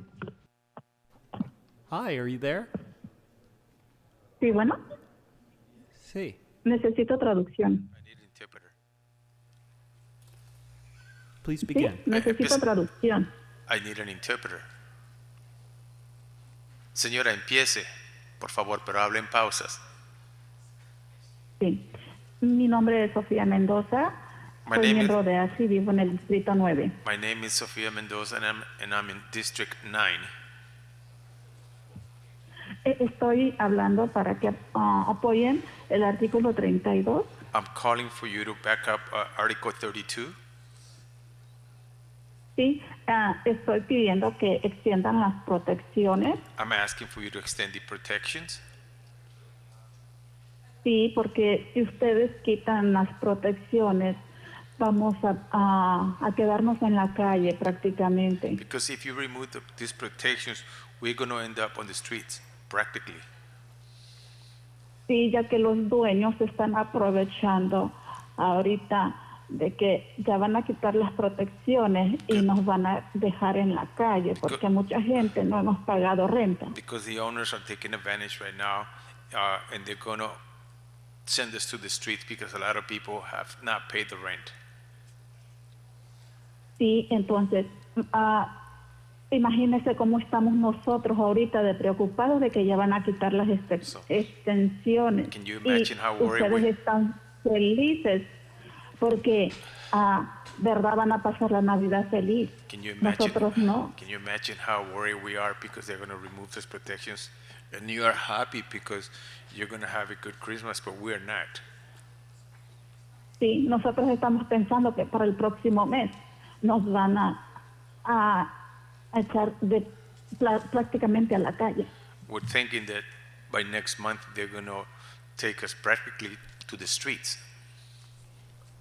Por eso les pido que por favor se toquen el corazón y extiendan las protecciones. Piensen en la gente que se va a quedar en la calle. That's why I asked that touch your heart and think about our protections. Think about the people that's going to be on the streets. Gracias. Thank you. Gracias. Caller, please state the items you'd like to speak on.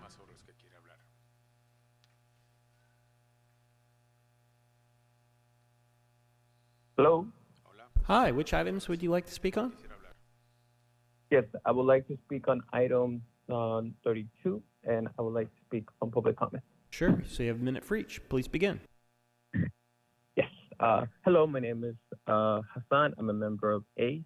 I live in District 14, which I don't have a council member here discussing or taking votes on it, which is ridiculous. Moving forward, I'm here to ask you to vote yes on Article 22, simply because of my colleagues that I had mentioned already. I organized also in District 8, which I've been speaking to many people that are tenants and homeowners that understand the situation that they're on right now. Once again, this is the highest moment of history right now that it will keep on record when you are, basically pushing to bring back the mask in entrance of places, keeping ourselves apart from getting contacted from COVID or any other viruses. But yet again, you can give a fuck about getting people on the streets and dying. So please make sense of that. And on my public comment, I asked and I encourage, our Marquise and Anita Raman and Monica Rodriguez, please understand that you guys have working class communities, which I spoke into your districts, which is not their fault that they're not able to, to proceed with the rent. In cases we have landlords that don't want the rent, don't want the money, they just want to evict them. Simple as that. They're greedy and they're stubborn because they believe that they are upon the law. And if you guys do this to them, you will be losing, families into the streets and most likely become homeless and increase the homeless issue that we have here. Thank you. Thank you. Caller, please state the items you'd like to speak on.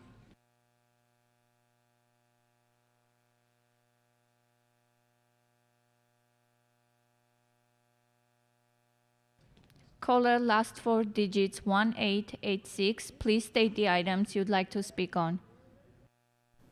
So caller with digits 1886, if you're there, press *6 right away.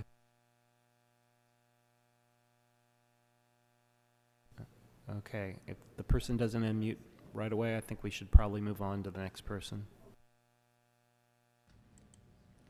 Caller, please state the items you'd like to speak on. Good morning to the 6 council members currently listening to the public comment. This is Ted Sherbinsky, District 14 resident. I'm speaking on 2, 32, 36, 38, and public comment. Okay, so you have 3 minutes for those items, followed by a minute for general. Please begin.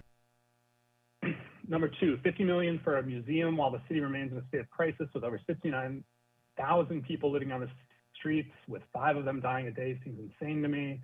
This council cared about remembering the Holocaust. They would not have thanked a previous commenter today for commenting that the council should gas the protesters.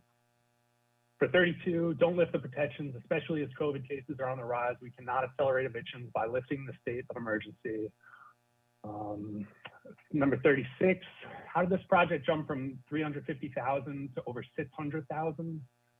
This project was sold to the city that 350,000 must cover all expenses, including design, fabrication, and installation. Yet over 433,000 was spent on construction materials. What's that about? For 38, a racism-free city? Are you fucking serious?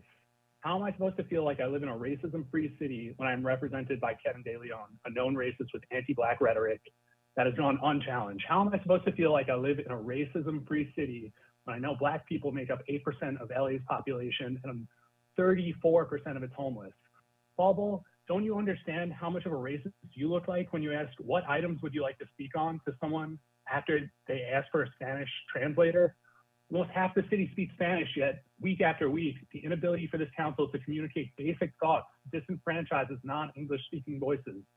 Speakers today in person tried to speak on 32 and were denied public comment because you literally didn't know how to ask what items were they commenting on. No resignations, no meetings. ADL is getting paid hundreds of thousands a year of taxpayer money to do photo ops with this past weekend, posing with children. The irony cannot be lost on this council. Recording continues to limit public comment, as his predecessor, the disgraced Nuri Martinez, did, even in the face of virtually empty public council chambers. Don't apologize for the disruptions that the anti-racists are making. Do a better job of getting this racist off the council. This council is a joke. If this council spent a fraction of the energy that they continue to push against the protesters, echoing no resignations, no meetings, you would have made contact with Kevin and his staffers to resign. This council is illegitimate and needs to address the anti-blackness racism that it upholds by continuing to do business as usual. Thank you to the protesters for uplifting the true voice of Los Angeles. No resignations, no meetings. I yield the rest of my time. Thank you. And just for the record, the translator is also translating me for the person who's on the phone. So next speaker. Were they translating in person? Okay, we'll take 2 more calls, please. Caller, please state the items you'd like to speak on. Yeah, all items in general public comment. Sure. So you have a minute for each. Please begin. Yeah, so 31, 32, 34, 36, about this whole COVID thing. If there is any COVID risk, why are each and every one of you, other than O'Farrell right now, other than Price right now, sitting there inches from one another, and all of your staffers, half of whom are not masked, why are you guys not wearing masks? How can you be voting for anything that sustains limitations on the people who put you in office, on us who are responsible for your paycheck? How can you have any COVID restrictions whatsoever? I'm looking at you. Look, you're sitting there chatting. Bonin is turned and faced towards Busciano. Harris Dawson is sitting there talking. You're all inches from one another, maskless. So how the hell can you be putting any restrictions whatsoever? And if you haven't mastered what's going on with COVID, how can you knowledgeably do anything regarding monkeypox? Because you're just doing it like robots. You can't be robots and legislating. You can go into even though general that's if what you do. wish. Thank you, callers. That was in 3 minutes? That was 3 minutes, Bauble?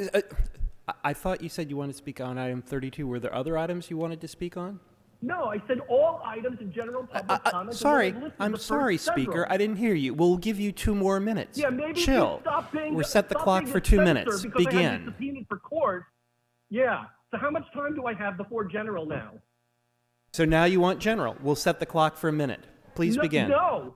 I said how much time do I have before Okay, general? so we're going to set the clock for 2 minutes, and you have 2 minutes for the other items that are open for public comment. Please begin. Yeah. So take the wax out of your ears and stop censoring the public, because this is what you do. This is why you're going to be getting a state bar complaint. Regarding my other agendized item, I have something positive to say. The cyber safety things. Why aren't the cyber safety things top of your priority before everything else? Any sort of cyber safety attack stops everything dead in its tracks. Those should be prioritized. But of course, it's the smart people at ITA that are doing that. You should applaud them and make every single thing from ITA a priority before all of these other feel-good things. Here's a question. Does Mr. Krikorian have to recuse himself for the Armenian item? Does Mr. Koretz have to recuse himself for the Jewish item? I say that as a Jew, but, well, there's a conflict there, and shouldn't they recuse themselves the same way Curran Price recuses himself now that I started pointing out his conflicts with his wife? I'm going to go on to my general public comment now. Okay. Please don't interrupt me. Give me my full minute. On danielgus.substack.com, I have a new column today called Why City Hall Paid This Journalist $10,528 Legal Tab. And in it, I show proof that the city just sent one of my lawyers more than $10,000 because the LAPD is hiding an alleged domestic incident that took place at the mayor's home. Right? See it there on danielgus.substack.com. I also show the other amounts that judges ordered you to pay me. $10,000 for me from the LAPD, $340 from the LAPD, and I detail why Mr. Fauble is going to get a complaint to the State Bar of California after I sue his ass tomorrow in court. And then in early January, again, Mr. Fauble is going to be subpoenaed for that case for falsifying and transmitting over phone wires a document that he denied having, and Thank then you, a document Speaker. that he put a fake. Caller, please state the items you'd like to speak on.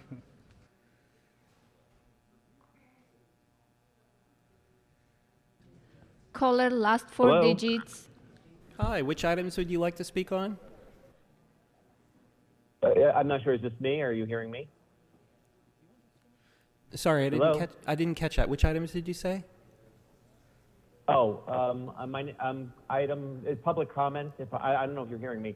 Public comment for its item 24. Okay, so you have, well, we voted on 24, but you can talk about it in general. So we'll set the clock for a minute. So please begin. Yes, thank you very much. My name's Tony Gittleson. I live in CD5, and I did want to thank the City Council for your expeditious handling of the Livable Communities Initiative, which was item 24. When it's implemented, the Livable Communities Initiative will go a long way towards creating gentle density housing on our corridors, and especially missing middle, which never gets built. So we look forward to working with all the City Council members and the Department of City Planning on implementing the Livable Communities Initiative. And thank you so much for implementing it so expeditiously. We appreciate it. Thank you. Thank you. Okay, let's, I want to thank all the public comment. We're going to close the phone lines and close our public comment period on all items on the regular and the continuation agenda. Members, I think we're now ready to vote on some items. Mr. Clerk, which items are before us at this time? Mr. President, the council may now vote on items 3, 34, 36 through 38. Okay, without objection, let's open the roll, close the roll, and tabulate the vote. 12 ayes. Okay. Mr. Clerk, what other items may we vote on? Mr. President, the council may now move on to items that were called special. The next item is item 1, to adopt a motion presented by Councilmember Hutt as amended. Okay, any discussion on this item? Let's open the roll, close the roll, and tabulate the vote. 12 ayes. All right, that carries. What's next, Mr. Clerk? The council may now consider item 5, which is a motion by Krikorian to adopt the Budget and Finance Committee report. Okay, open the roll. Oh, I'm sorry, Councilwoman Rahman. Right? Correct. Okay, great. I had just wanted to rise to speak on this motion, which came out of some work that we had done on streamlining affordable housing construction here in LA. I'm very, very excited about this item. The discussion in the Budget and Finance Committee eventually will lead to 45 new positions across 5 departments, plus a request from DWP to come back with their report on what it will take for them to move faster on approvals. At the end of this process, there is a chance that the incredibly long process of approving affordable housing here in this city will move from potentially a maximum of 58 months, which is what the report found. And I encourage you all to open up the file and take a look at the flow chart that shows what it takes for a project to get from start to finish, to build affordable housing. The thing that we all say is the most important thing we need to be doing in Los Angeles. Here in LA, we've made it so long and so hard for us to get that stuff built. And through this work, through these additional positions, which I'm so grateful that the Budget and Finance Committee approved and pushed forward and asked for additional feedback from DWP on, we can reduce that time by a year or more. So I'm delighted that this is coming before us today and really excited to see it pass. Thanks. Okay, any other discussion? All right, members, let's vote on the Budget and Finance Committee report. Open the roll, close the roll, tabulate the vote. 12 ayes. Okay, that item carries. Next item. The council may now consider item 8, which is called special by Councilmember Koretz. Ms. Koretz, the floor is yours.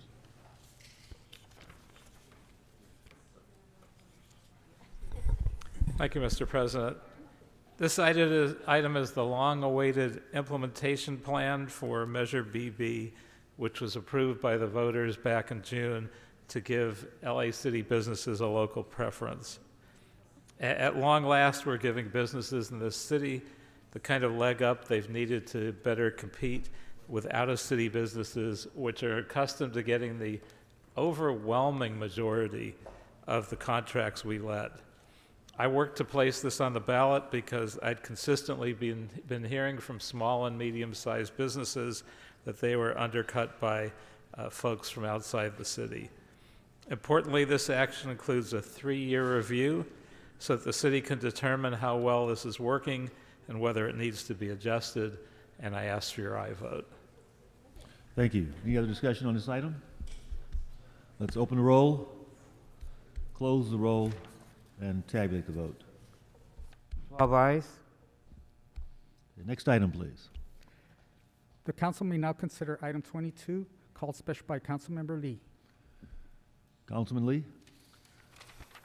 Thank you, Mr. President. Colleagues, threats against our city come in many different forms, and as our city transitions and adapts to an ever-changing digital world, the threat of cyber attacks are increasingly becoming one of the most significant threats to our infrastructure and the people of Los Angeles. Continuing to be on the forefront of cybersecurity solutions is critical to the success of our city, and it is our duty as public servants to facilitate those advancements. I'd like to thank Councilmember Nithya Raman for hearing this item in the ITGS committee, as well as Councilmember Blumenfield for asking some very important questions. I read the report from ITA, and I'm somewhat disappointed in it. While the report does provide a very brief overview of steps that the department is currently taking to safeguard our digital assets, and I appreciate the crucial work that they are doing, but there's no mention in the report of the current and future deployment of artificial intelligence within the department's cybersecurity program and whether it classifies as third wave AI as was instructed in the original motion. Nor is there a comprehensive review of the city's current IT asset management capabilities. We have all of us have devices and different things, and I would like to make sure that all of those are completely secure. So I'd like to see if we can bring in measures to identify some of the security gaps that we hopefully don't have here in the city of Los Angeles. So the recommendation today is to note and file this ITA report, as there is no recommendation in the report as was instructed in the motion, and that is fine, but hopefully a subsequent motion with detailed instructions for the department in an effort to establish actions that can be taken, as well as continued dialogue that is focused on advancing our cybersecurity program in our city. Thank you, Mr. President. Thank you, Mr. Lee. Any other discussion on this item? Let's open the roll, close the roll, and tabulate the vote. 12 ayes. Thank you. What's next, Mr. Clerk? The council may now consider item 29, called special by Council Members O'Farrell and Rahman. Okay, Mr. O'Farrell. Thank you, Mr. President. This is about building decarbonization. Sustainable development is crucial if we're going to meet our goals outlined in LA's Green New Deal. We're well on our way along the 100% renewable energy journey, And as evidenced yesterday with our green hydrogen discussion and approval, we will need to more than double our in-basin energy generation capacity if we are to require electrification in public and private sector buildings. Having said that, the city has made major strides in the electrification and decarbonization of our entire building portfolio. In fact, the policies I've introduced as chair of the Energy and Environment Committee will not only decarbonize future buildings such as this item, but will also decarbonize all city public facilities by 2035 and ensure that all future development and vehicles will also be carbon-free. However, if we do this requirement but don't have the capacity, that means that we will electrify through the generation of dirty energy. So it is absolutely critical that we put the pressure on ourselves to work with partners in the private and public sector on that capability of clean energy, the transmission line upgrades, the clean power purchase agreements, et cetera. Otherwise, this is moot. Electrification is key to reducing the greenhouse emissions that threaten our planet, and I am pleased that we are well on our way to a healthier environment. I want to thank everyone who's on this motion. And with that said, I ask for your aye vote. Thank you. Thank you. Councilwoman Rahman? To also rise to thank Councilmember O'Farrell for moving this so swiftly through his committee and for his leadership in this, and to thank a whole lot of people who are enabling us today to take a vote to establish new parts of our municipal code that are going to decarbonize all new construction in the city of Los Angeles, making this the law of the land come January. I really want to thank the LEAP LA Coalition that has provided incredible amounts of feedback through this whole process, the mayor himself and his environmental team, especially Lauren Faber-O'Connor, and a former staffer of his, Megan Ross, who's now at the NRDC, but has continued to provide guidance and advice as we've moved this forward. The Department of Building and Safety has been an incredible partner in getting this to the finish line by the time that we stated in the original motion, particularly Osama Yunan, who has spent countless hours, and I have heard him through the door of my legislative staffer, Josh Nooney, talking excitedly and in great detail about what needs to be done in order for us to reach the finish line on this. This, I just want to underscore, is the first step around building decarb. Retrofitting older buildings is a big challenge that lies ahead, as well as the challenges around capacity that Councilmember O'Farrell brought up. And I think we are in a good position to be able to discuss those issues in detail with the safeguards that we need to ensure that renters are not bearing the burden of retrofitting costs, and that we're moving forward carefully and thoughtfully as a city towards our green goals. Thank you. Thank you. Mr. Koretz. Well, thank you, Mr. President. And I wanted to thank Council President staffer Aaron Ordewar for performing magic in scheduling and getting this to us timely. We're bringing so many things to fruition in the last 2 weeks, and it couldn't have been done without careful forethought and planning. And I want to thank the Council President and his staff for all his work on this issue, and Councilmember Rahman and her staff for her incredible leadership and all of her work and their work. I won't re-thank the people that you thanked, but I'll add Mayor Garcetti's amazing sustainability team who were essential for this effort. I thank Councilmember Harris Dawson for moving this efficiently through Plum. I'd add Ann Sewell and her housing staff, and Marta Segura and the CMO staff. This has been a giant push to get this here today. When the LEAP Coalition and my staff and I first conceived the Climate Emergency Mobilization Office, building decarbonization was the poster child for why we were creating it and why we wanted to put environmental justice at the forefront of our climate policy making. We wanted to be sure no one got left behind as we figured out how to electrify our building stock and get methane gas out of our homes and out of our climate.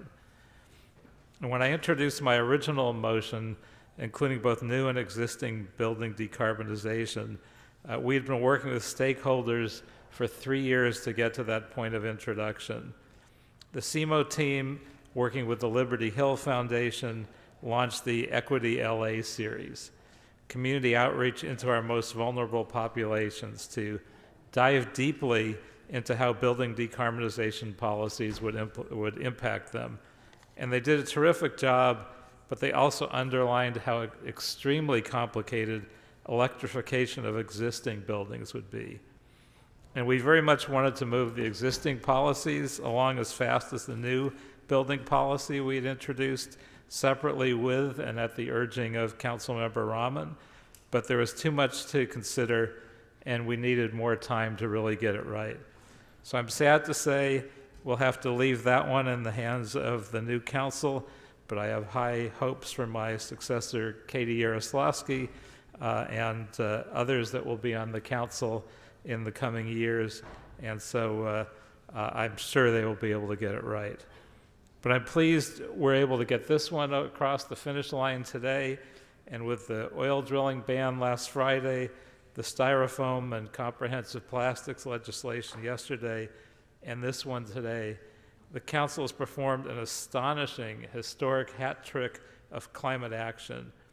With these 3 items alone, we've really begun to reduce an enormous amount of greenhouse gases in just 1 week. So bravo to all.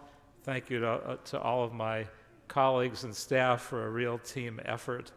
And in particular, I want to thank Andy Schrader, who has been working unsung and behind the scenes so hard on each of these issues for many, many years, and was integral in laying the groundwork for these remarkable successes.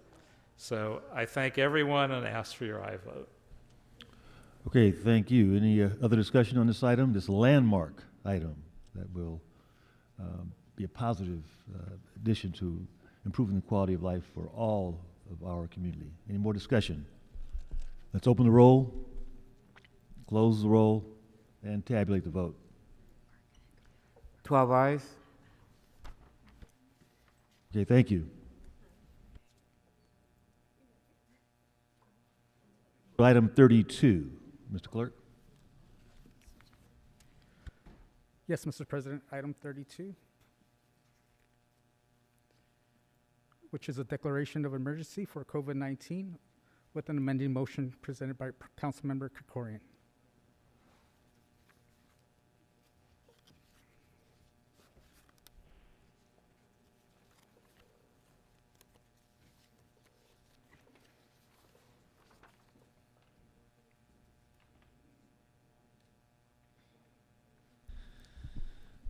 Mr. Clerk, why don't we go ahead and take up item 33 first, please? Yes, Mr. President. Item 33 is a declaration of emergency for the monkeypox virus. Great. Thank you very much. Members, earlier this year, the mayor declared a state of emergency, and the council affirmed that resolution with regard to the virus now known as Mpox. At the time, that was appearing to be an emerging global health crisis that was painfully hitting Los Angeles and, in particular, the LGBTQ community. Thankfully, that curve of infection dropped dramatically and quickly due to a coordinated citywide vaccination and healthcare response.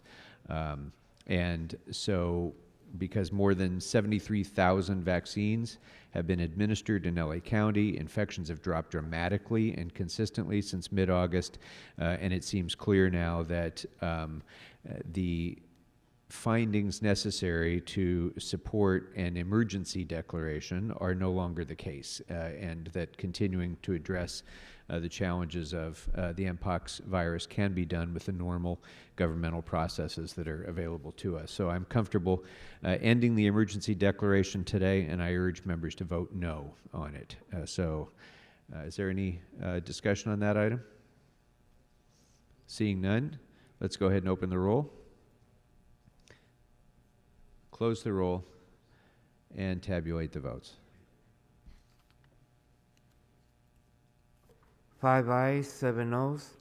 This item fails adoption. Okay. The amending motion is disapproved, subject to LAMC 8.31. The clerk is requested to publish notice of the council's action. All right, let's go ahead and take up item 32 next.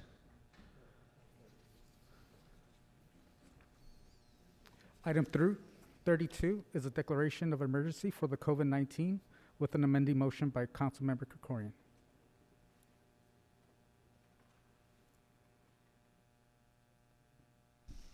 All right, on item 32, is there any discussion? Seeing none, let's go ahead and open the roll. As amended. Item 32 as amended, yes. Can we divide? I wanted to vote no on the amendment. Yes. Well, yes. We can go ahead and then let's reset. We will take a first vote on the amendment, and then we will vote subsequently on the underlying matter with or without that amendment, depending upon the first vote. So first, let's go ahead and...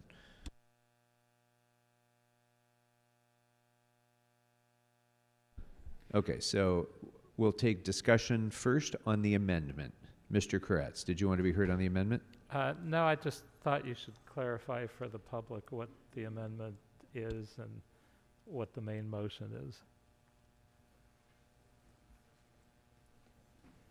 Okay, let's, if we could, Mr. City Attorney, please, for the sake of the public and all members, if you could please restate the operative language of the amendment. Yes. And then I'll speak to it. Yes. So the amendment alters the first provision in the resolution. So as amended, it reads, resolve that a local emergency continues to persist in the city of Los Angeles within the meaning of Los Angeles Administrative Code 8.21 in sequence, and the continuance of the mayor's March 4, 2020 declaration of local emergency through 30 days from the adoption of this resolution, but not beyond January 31st, 2023 is therefore necessary, and that the state of local emergency shall terminate on February 1, 2023, and the clerks are instructed to put that revised resolution on the agenda as appropriate so that the state of local emergency can be considered by the council so that the state of local emergency would continue through January 1st, 2023, and that the clerk cease agendizing it after that. So just for clarification of the context of this, without the amendment, we would be voting again on the continuing resolution of the continuing declaration of local emergency regarding COVID, as we have been. This morning, or last night, this morning, the mayor issued his most recent notice of status of local emergency, in which he said, among other things, whereas the circumstances and conditions that existed in 2020 and 2021 described in Section 8.22 of the Los Angeles Administrative Code that warranted the declaration of local emergency of March 4th, 2020, therefore have adjusted to a level currently manageable by the regularly constituted branches and departments of the city government. And whereas Los Angeles Administrative Code Section 8.31 provides that the mayor shall keep the city council fully advised as to the status of the local emergency, now therefore I hereby recommend that the city council terminate the local emergency of March 4th, 2020, effective on February 1st, 2023. So the amendment is consistent with what the mayor stated and requested in his notice of this morning, to continue the emergency declaration only until, but not after, February 1st, 2023. So the current resolution would stay in effect if the amendment is approved. Current resolution would stay in effect until February 1st, and that would be a fixed date when the emergency declaration would end. Is that clear to everybody? So if there's no further discussion or questions about that, I'm going to ask for your aye vote, please, on the amendment. And on the amendment, let's go ahead and open the roll. Close the roll and tabulate the votes. 12 ayes. Okay, Mr. Bonin should be recorded as a no on the amendment, and Ms. Rahman wishes to be recorded as a no on the amendment. And Mr. Harris-Dawson. Okay, our system has a glitch, it seems, but, okay, so for the record, any other changes? Mr. Harris-Dawson, Mr. Bonin, Ms. Rahman should be listed as no's on the amendment. Okay, the amendment, well, Mr. Clerk, that if you could go ahead and read the results then with those changes. Yes, Mr. President. And for the record, amending motion number 32A is adopted. Okay, Forthwith. so the amendment is adopted. We can now vote on the underlying matter as amended by 32A. So on that matter, is there any discussion? Seeing none, let's go ahead and open the roll, close the roll, and tabulate the votes. 12 ayes. This item is adopted as amended. All right, thank you very much, members.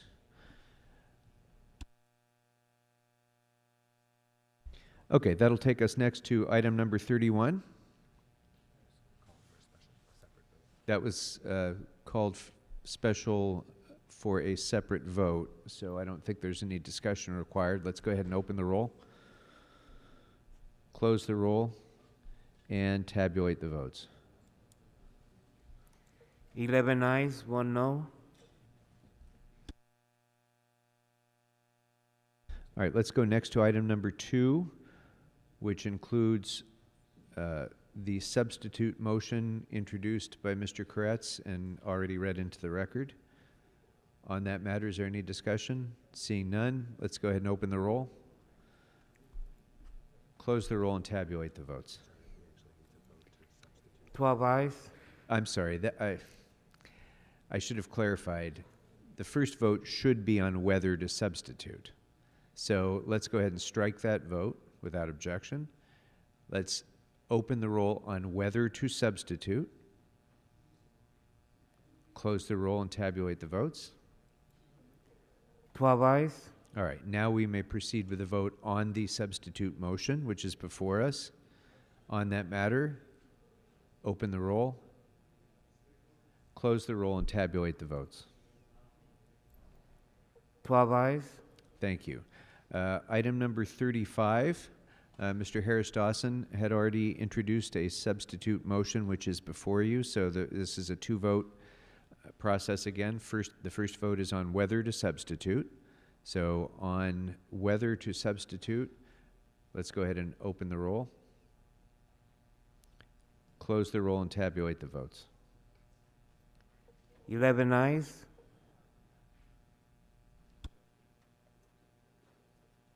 All right, now on the underlying matter on the substitute motion, let's go ahead, on the substance of the substitute motion, let's go ahead and open the roll, close the roll, and tabulate the votes.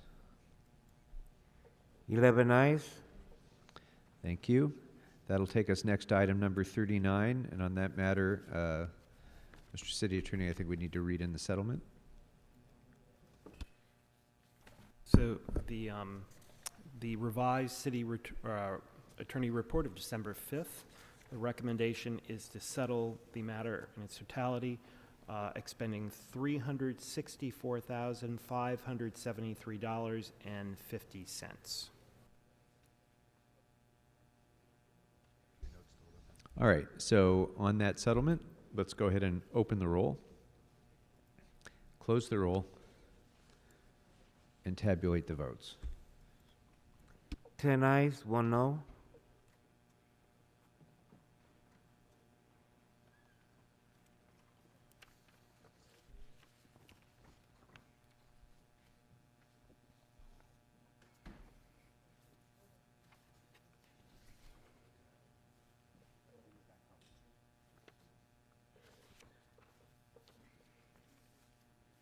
Sorry, just one moment.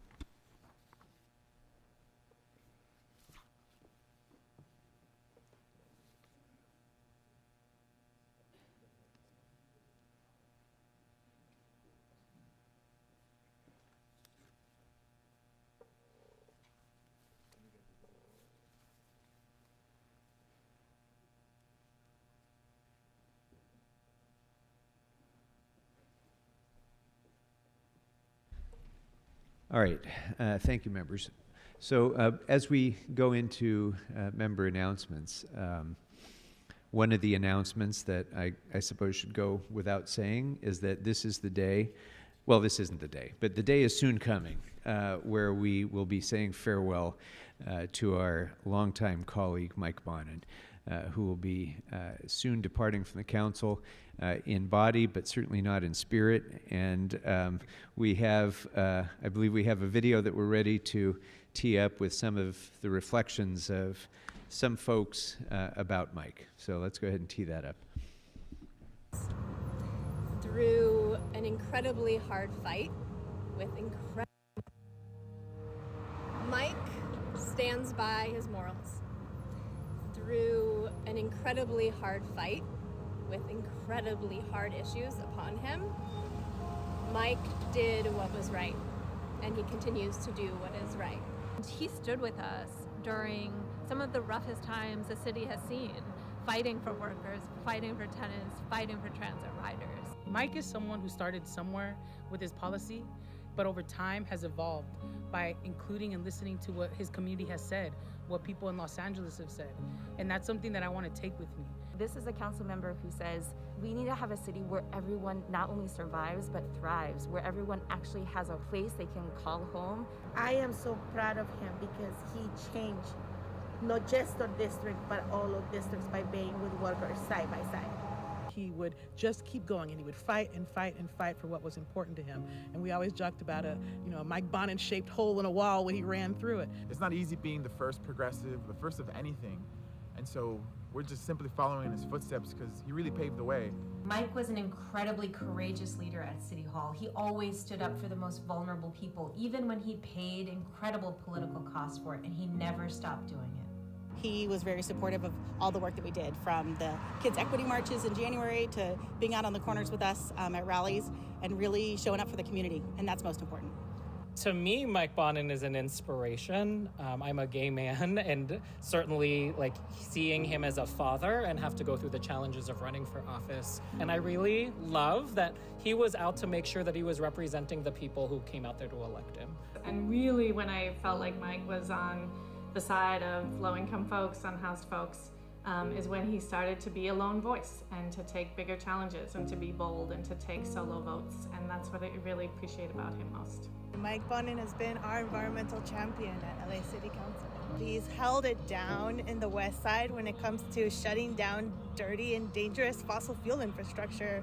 A master class in allyship, showing us how to stand up for our comrades, for our brothers and our sisters, even when what's happening doesn't affect us or have an impact us, and in many times isn't in our interest. He's terrific.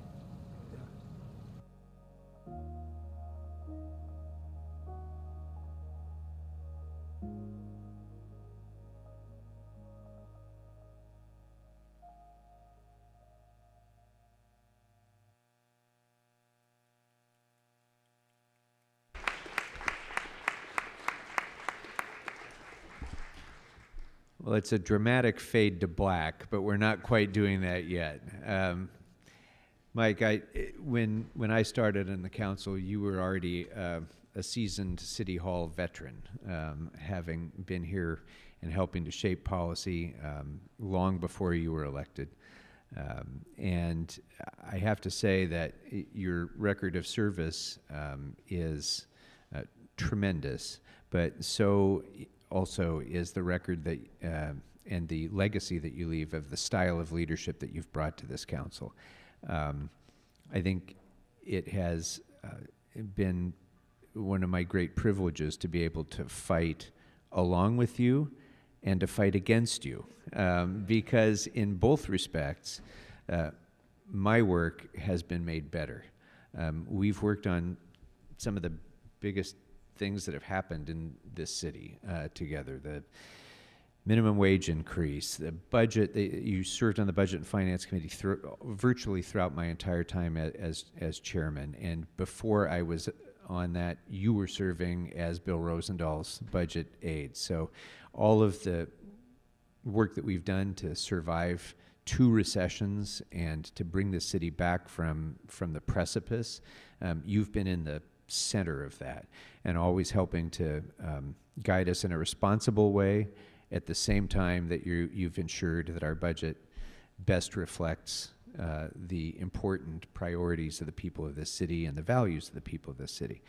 In our work together on Metro, again, big things being pushed forward all the time, not least of which is correcting one of the biggest civic mistakes that I think people still scratch their heads about, which is why isn't there rail that goes to LAX? Well, it's under construction, thanks to you. And that was something that you had always fought for and made happen.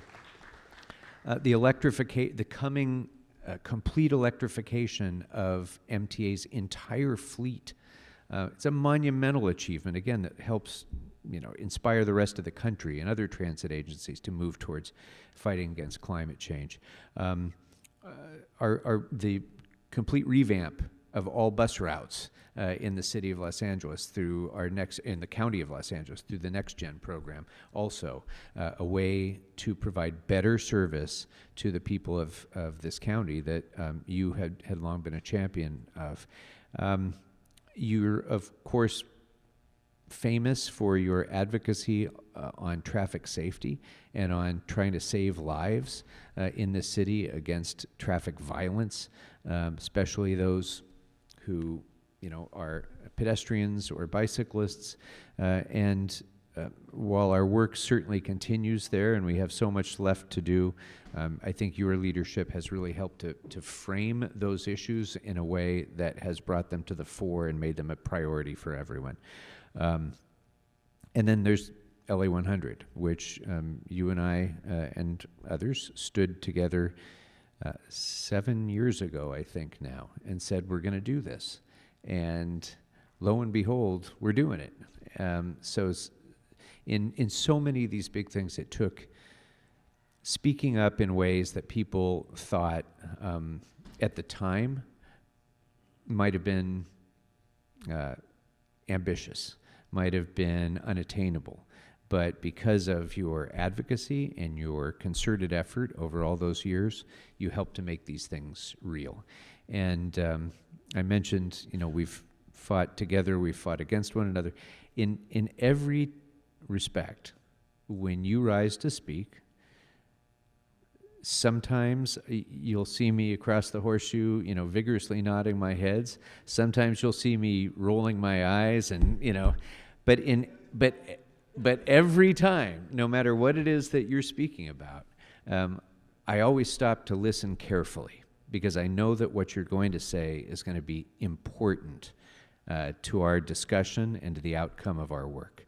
Whether I agree with you or not, it's going to help shape the outcome, and it's going to force my arguments to either be unnecessary, because you've already said everything I wanted to say, or to become better, because I have to try to overcome the very strong advocacy that you've presented. And so I can only speak for myself. Others will speak for themselves, but I know that I'm grateful to you for having allowed me to do my job more effectively, and for uplifting the work of this council and our work as an institution. Underlying all of this is your humanity that comes, I think, in large measure from your faith, from your family, from your personal life history that you've been very open in sharing and generous in sharing with everyone, because while you have had so many great achievements early in life and now that have been inspirational to so many, you've also had tremendous challenges in your life and faced up to tremendous obstacles in your life that you've been very open about. And those obstacles and those challenges and the way you've dealt with them also continue to inspire people every day and I have no doubt, give hope to people who may otherwise have been hopeless, but they see you and your work and what you've done in your own life and what you do for others, and that presents them with the kind of hope that allows them to keep going. So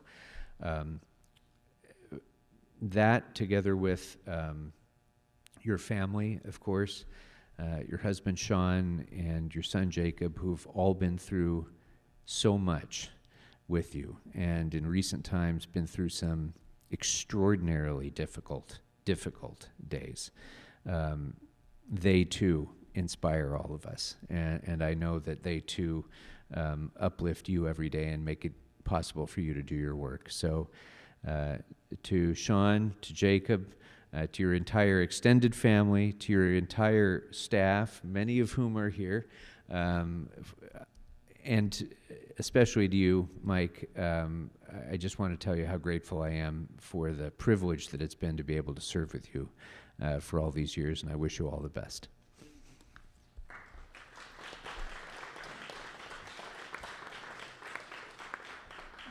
And I'd like to call on your seatmate, Mr. Blumenfield. Start this off, Mike. My seatmate, we've been together as seatmates since we started here, which seems like yesterday. It does. And your incredible wedding seems like it was yesterday too. I've so enjoyed having you as a friend, as a colleague, as a seatmate, as the older, wiser seatmate. He's 6 months older than I am, so we always joke about that. But really, it's, and you put up with me as a seatmate when I'm muttering under my breath, and you're like, why are you listening and responding to everything? And you're really good about that. And you've just been an incredible force on this council for good. And I think Paul touched on something I was thinking as well, which is you have an incredible way of breaking things down. And it's one of the reasons why when you really are worked up on an issue, everybody stops and listens, because we know you're not just going to spit out the talking points or make the value judgment and move on. You're going to break it down. And when you do that, you move people. You move people's hearts. You move people's votes. And it's not just when you're speaking here at the mic, although that's a powerful spot, but it's the way that you approach everyone, and that you have a great way about you. You've dealt with some tough issues. I've so enjoyed, together we've worked on a lot of mobility issues, transportation issues, all sorts of fun issues, LAX stuff when I was chairing that committee, and we're undergoing the whole revamp. And the other thing, you brought together that LAX community and with your team in a remarkable way, because it really is a divisive issue to have all of that impact. And it had always been such a divisive issue with the airport, but you somehow were able to bring people to find a consensus and to get people to move forward on modernization in a way that doesn't sacrifice the community. And that is no small feat. So I just wanted to join in and thank you first and foremost for your service, for your friendship. Wish you good luck in the future. We were joking that you're going to come with a cowbell pretty soon and be disrupting the meetings. But Paul, we'll give you a warning before kicking you out. But that'll be fun. And I know that this is just a chapter in your story, and that you are going to continue to make a big difference in our city, in our state, and beyond. And I look forward to not only seeing that, but to working with you as you move forward. So thank you, congratulations, good fortune. Thank you, Mr. Blumenfield, and thank you for that reminder too. And Mr. Bonin, I'd advise you to familiarize yourself with Council Rule 12, please. Because I will enforce Council Rule 7 to be sure. You can count on that. Mr. Buscaino.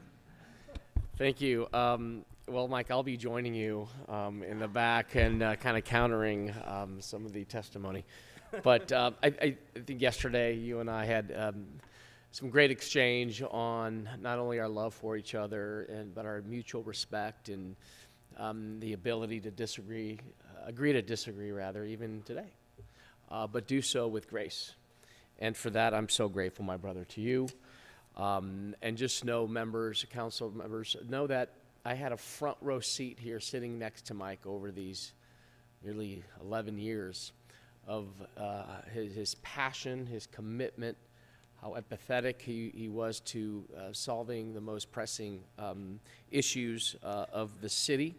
And the fact, Mike, that you brought your lived experiences into your decision-making, into your policies, made you who you are, not only reminding of your past, but recognizing the fact that, even like Paul mentioned, your lived experiences, that you were always for the underdog in our city. You also taught me as a representative of the Port of Los Angeles to make sure that the port is a good neighbor. Because one thing that Mike always mentioned in T3 is ensuring that the airport was a what? A world-class airport, first-class neighbor. And you did so also by representing your residents there in and around the airport, but also ensuring that the airport, as Bob mentioned, was modernizing and not expanding. I want to thank you also for teaching me a little bit about the importance of mobility, sitting next to you in T Committee, and also embracing innovative solutions to mobility and transportation. My brother, you left the mark in the city. To Sean and to Jacob, thank you for sharing Mike with us.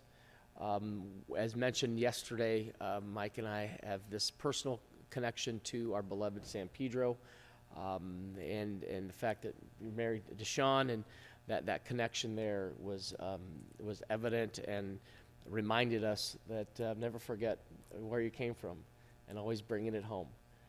And I know that your father-in-law, Dave Arian, Dave is shining down upon you today because he loved you. He was so proud of you. He was the fact that you were his voice here on this horseshoe, Mike. And I know that he's shining down upon you today, my brother. So we love you. Congratulations. And I'm looking forward to going on a hike with you. Just don't push me off the cliff. Thank you, Mr. Puscaini. Ms. Rahman. Ms. Rahman. I just wanted to say thank you, Mike, for everything that you have been in my 2 years here, which have felt like the longest 2 years of my entire life. I think we've gone through so much together. We've experienced a changing city together. And I have been so grateful to have you as a guide and as a partner in thinking through how we move through all of these new challenges that the city of Los Angeles is facing. Sometimes I think about the history of LA, especially the recent history of Los Angeles over the last 20, 30 years, when we've seen such phenomenal transformations in this city and such phenomenal transformations in the kinds of challenges that we're taking on as a region, as a city.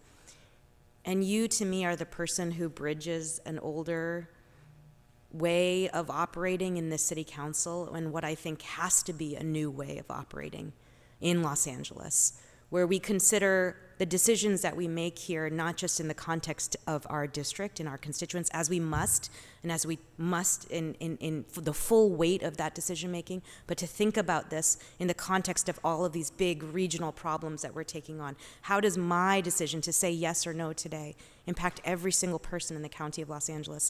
And the way in which you have brought clarity to those decisions. You've never let us make a decision here in this body without articulating exactly what is at stake here. And you did that over and over again, even when people around this body, including myself, didn't want to hear it. I just want to put my head down, forget about it. I know, I get it. But you wouldn't let us do that. And that moral clarity, that clarity of purpose, of why you're here and why you use your voice, I'm going to really miss that. But, now we get to do it over the phone, maybe over a cup of coffee, and we can swear a lot more.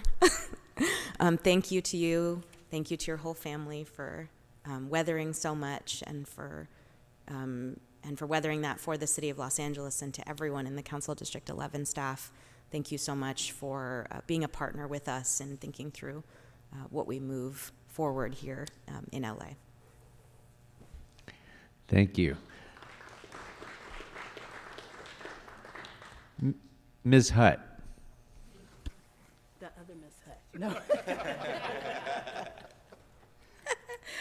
Mike, I'm 95 days as your colleague.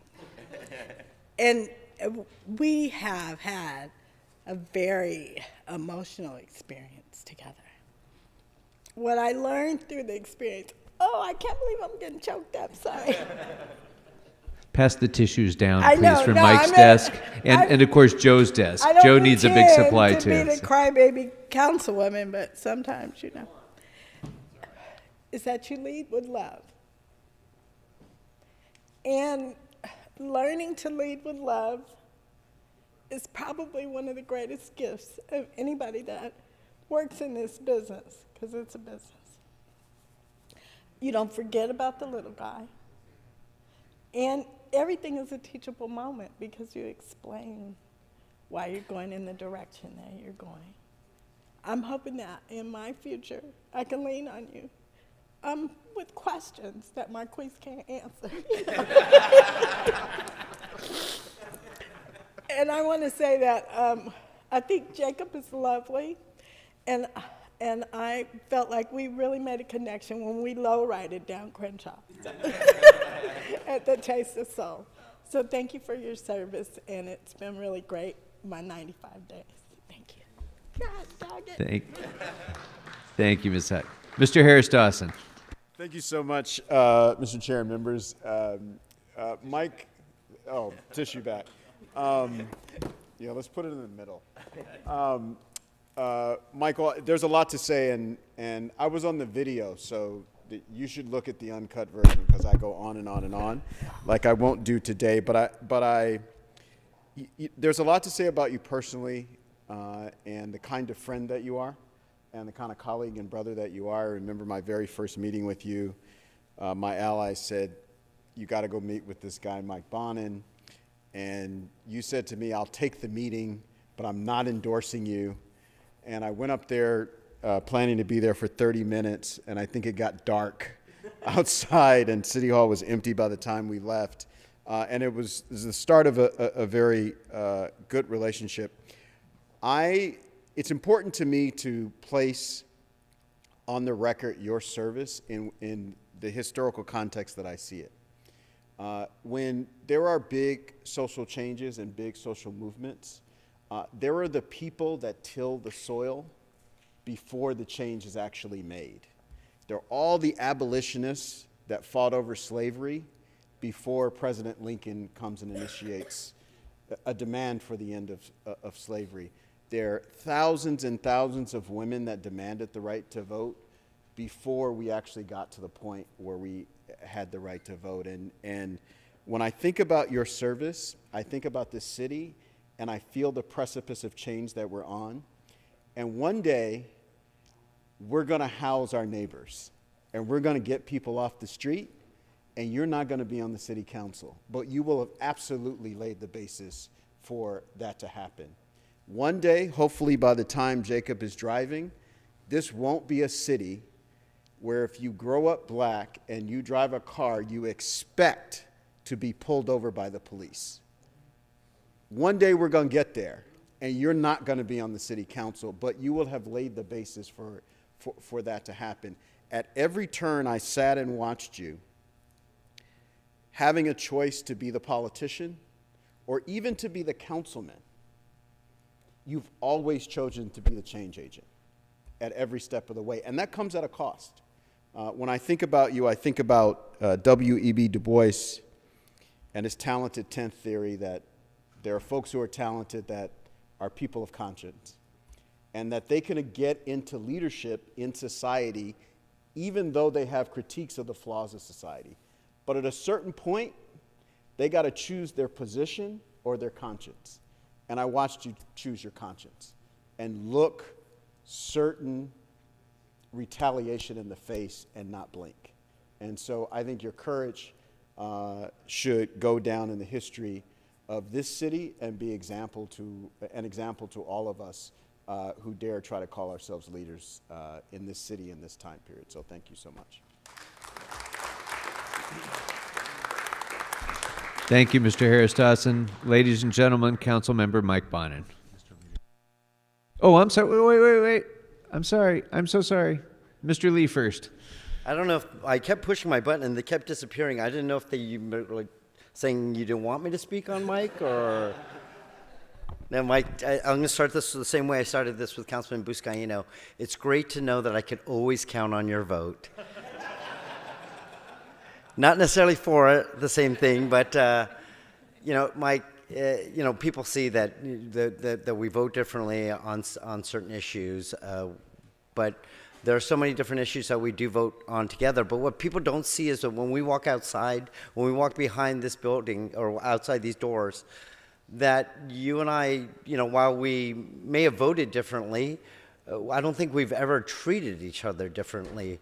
I think we've always respected each other and the commitment to public service over the years. I can't even, I've probably known you longest out of a lot of these people growing up in this building. And I appreciate everyone who's given their life to public service. I've always felt it a shame when I'm at some sort of sporting event and they show maybe an actor, and rightfully so, they get a bunch of cheers, and then they flash someone who, like us, whether it be on council or any level of government, and that people get some cheers and some jeers. And I always say to myself, you know what, even though I may not disagree all the time with that person that's showing, I feel saddened that people don't understand that person committed their life to public service, and you're one of those people. Growing up in this building with each other, I think we understood that even though our bosses may have disagreed, that you and I, we still had to do the work behind the scenes and continue to work together. And I think that we've taken that as we've both become council members, that yes, we're going to disagree, but that we still have to work with each other. And I so appreciate your commitment to the city and your commitment to public service. And to your family, I forgot to mention this yesterday when Councilman Buscaino's wife was here, was that when you get elected, it's not just you getting elected, it's your family getting elected.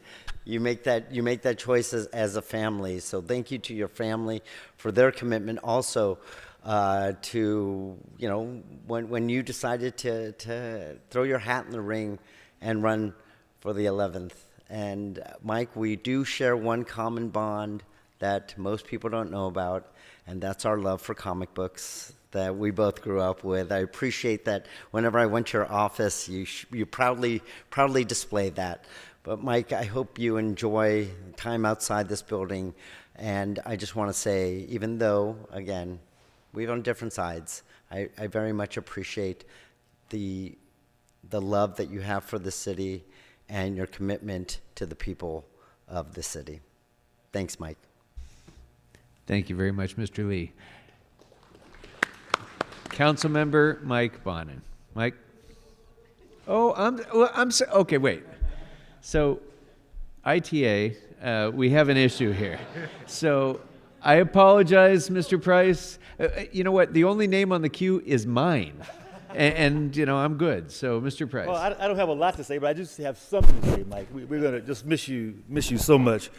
I just was impressed with you from the very beginning, because it was apparent that you were not just a family man, but you cared about the family, cared about kids, cared about the community.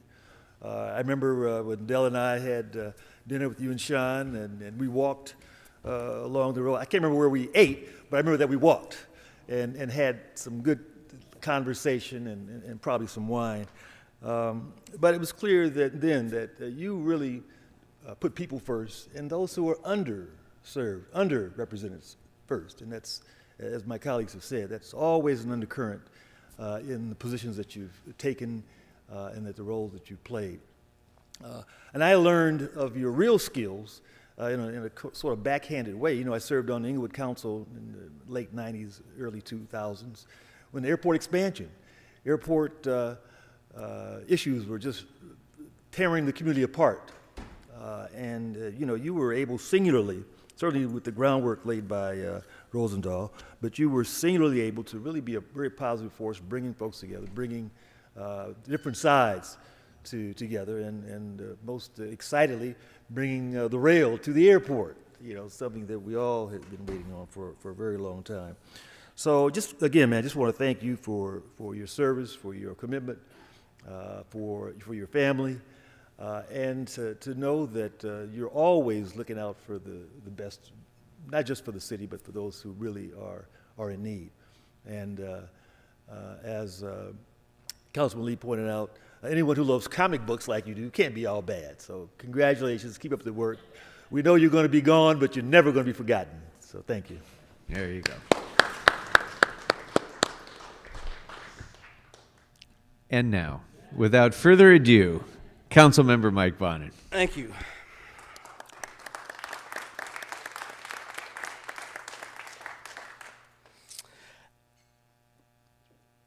There's a we don't need to play it now. I mean, there's a song that has been going through my head repeatedly all week long. "Truckin'" by the Grateful Dead. What a long, strange trip it's been. And it has been a very long, strange trip. I entered this building as a staffer to Councilwoman Ruth Galanter in November of 1996. I stood right there, about 3 feet behind Marquise. So in 25 years, I've made it about 20 feet. I have been here through various mayors, various council presidents, been here in the era of John Ferraro, and the era of Paul Krikorian. I've been here from the era of Leonard Shapiro standing there screaming about the little Hoover Commission, to Zuma Dog standing there yelling, "Hooty hoo, y'all!" That's old school for those of you who might remember it. Dennis does. To the bleating sheep sounds of Mr. Spindler that Bob can't stop listening to for some reason. I've had some of the greatest moments of my life in this building. I met my husband in this building. And I've had some of the worst moments of my life in this building. I have seen incredible, amazing things come out of this body. I have seen huge achievement. And then I've, seen scandal and indictments. It has been up and up and down. I thought, having announced back in January I wasn't running again, I thought I would be able to pull what I like to do, which is an Irish goodbye, an Irish farewell, which is you just sort of slink out the building quietly, you ghost. Events of the past couple months definitely changed that dynamic, and it became a loud last couple months. And I was thinking today, well, what the hell else is there to say? And I thought, by the way, I appreciate all of the amazing, amazing, beautiful words. But I know that there's a question that everybody has asked themselves at one time or another. And that is, why is Mike Bonin such a pain in the ass? Right? Mayor Garcetti referred to this in his Metro farewell the other day, that Mike sometimes can be a pain in the ass. And I know I can be a pain in the ass. And for those of you who've served with me since 2013, and for many of my constituents, it seems like, what the hell happened between the first term and the second term? He was housebroken the first few years, and then he keeps peeing in the punch bowl in the second term. And it wasn't so much that things shifted for me in 2017. It was really for me an evolution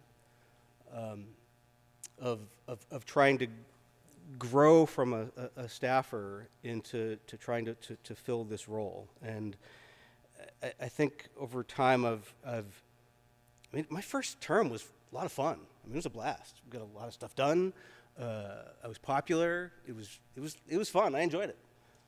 And the second term, man, has been really, really rough. But I was able to look myself in the mirror more in my second term. I felt like I was making more of an effort to live true to my values, and that happened through push and pull of conscience and of circumstance. I mean, the world has radically changed in the past 4 or 5 years, and a lot of people kicked me and pushed me and poked and prodded me to be better. And I guess it hasn't been easy railing against the system when you're a byproduct of the system. I came up, as John said, in this building. I was a staffer to a council member. I am as much a creature of City Hall as everybody else. And so some people are like, why is he screaming about the way things are? That's that's ungrateful, or that's hypocritical. A couple reasons. One, I grew up as a gay kid in a very conservative Catholic small town in the 70s and 80s. When you do that, you always feel like an outsider. You always feel like an outsider, wherever you are. And so even though I grew up in the system, I still felt like somewhat of an outsider. And the second reason is the longer I was here, the more I felt like there were artificial lines and artificial limits that needed to be broken, particularly as the world changed. When I was a little kid, 4 or 5 years old, I had a babysitter, and I would ride my tricycle in the driveway. I mean, I lived on a pretty busy street, the beginning of my concern with Vision Zero stuff. And he would draw a line in chalk on the driveway, and I couldn't go past it. And every time he would turn around or do something else, I would take out the garden hose and I would erase the line on the driveway.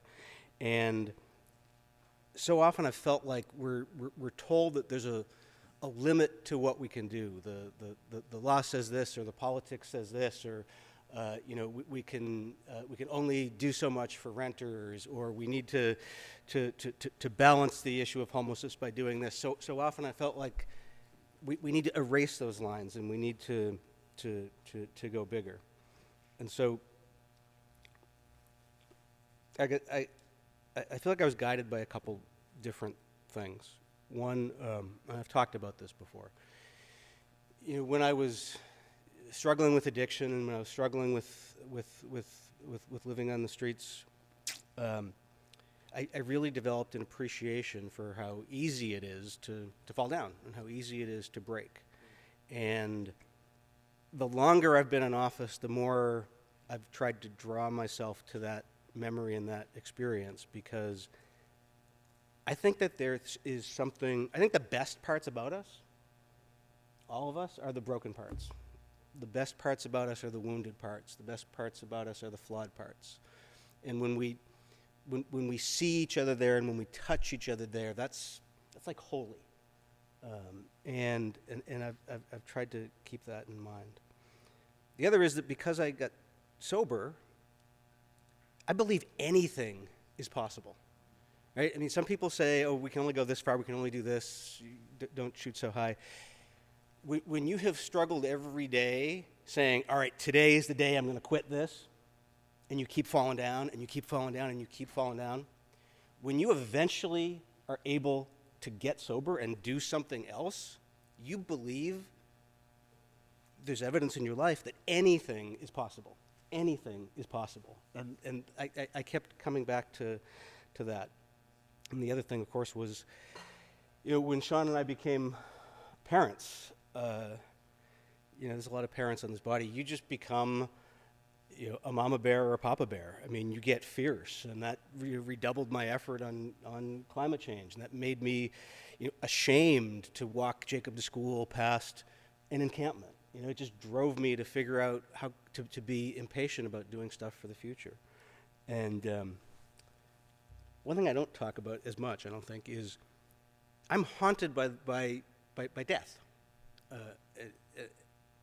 Shortly before I took office, my younger sister passed away. close childhood friend of mine passed away. My predecessor, Bill, couldn't run because of cancer, and he died in the middle of my first term. A couple other elected officials who represented the West Side, Mike Gordon, Jenny Oropeza, died young. My father-in-law died way too young a couple years ago. And I woke up, Bill Rosendahl always said, all we have is the moment. And I woke up every day saying to myself, what if this is my last day to make a difference? What if this is my last day to be able to do something? Will I be comfortable that I did everything I could this day? Will I be able to tell my son I did everything I could on that day? And so it made me very impatient and very insistent because you never know when that's going to be. So many people have had so much energy and so much passion and then weren't able to finish a fight, so I never wanted to leave anything on the plate. And that sometimes made me a pain in the ass because the compromise wasn't good enough, or I pushed harder, or said something that people didn't want me to say. I want to say that because I press my button way too often, and especially after Joe speaks. Always had to press my button. And sometimes people would say, why are you getting up and speaking again? You know, I mean, we know what the issue is going to be. It's going to be, 12 to 3 or whatever. What's the point? Everybody here knows what you think. And for me, it was always that there was somebody out there who needed to hear it. Even if my position wasn't going to win, there was somebody out there who needed to know that people in government heard them and was trying to do what they wanted. And I know sometimes people get frustrated that I seem to pay attention to so many of the angry voices. But people in LA are so angry and they're so frustrated and rightfully so. Every time someone screamed at me, and sometimes it happened here, sometimes it happened in front of my house, sometimes it happened at the supermarket. I first always remembered the folks from ACT UP in the 90s who badgered Ed Koch and who disrupted events and who threw the communion, the consecrated host on the floor at St. Patrick's Cathedral. And man, they were disruptive and people got angry, but you understand where their anger came from, right? And ultimately they saved lives. So I always try to figure out where the anger is coming from. Are people angry because they don't want to share something, resources or housing or wealth? Or are people angry because they're being denied something, opportunity or rights or resources? And when it's that latter group, I always give a lot of latitude. And my guiding principle as a result of all that is that inaction is worse than controversy. So I embraced a lot of controversies. Thank you for mentioning LAX, because I know I'm going to be remembered for the fights I picked and the controversies, but one of my biggest things was actually settling a controversy. So I'm glad that Bob and Paul and a few of you mentioned that. So let me just end by saying some thank yous. I want to say thank you to my staff, many of whom are here, past and current. If you think I'm difficult to work for, or work with, imagine how frustrating it is to work for me.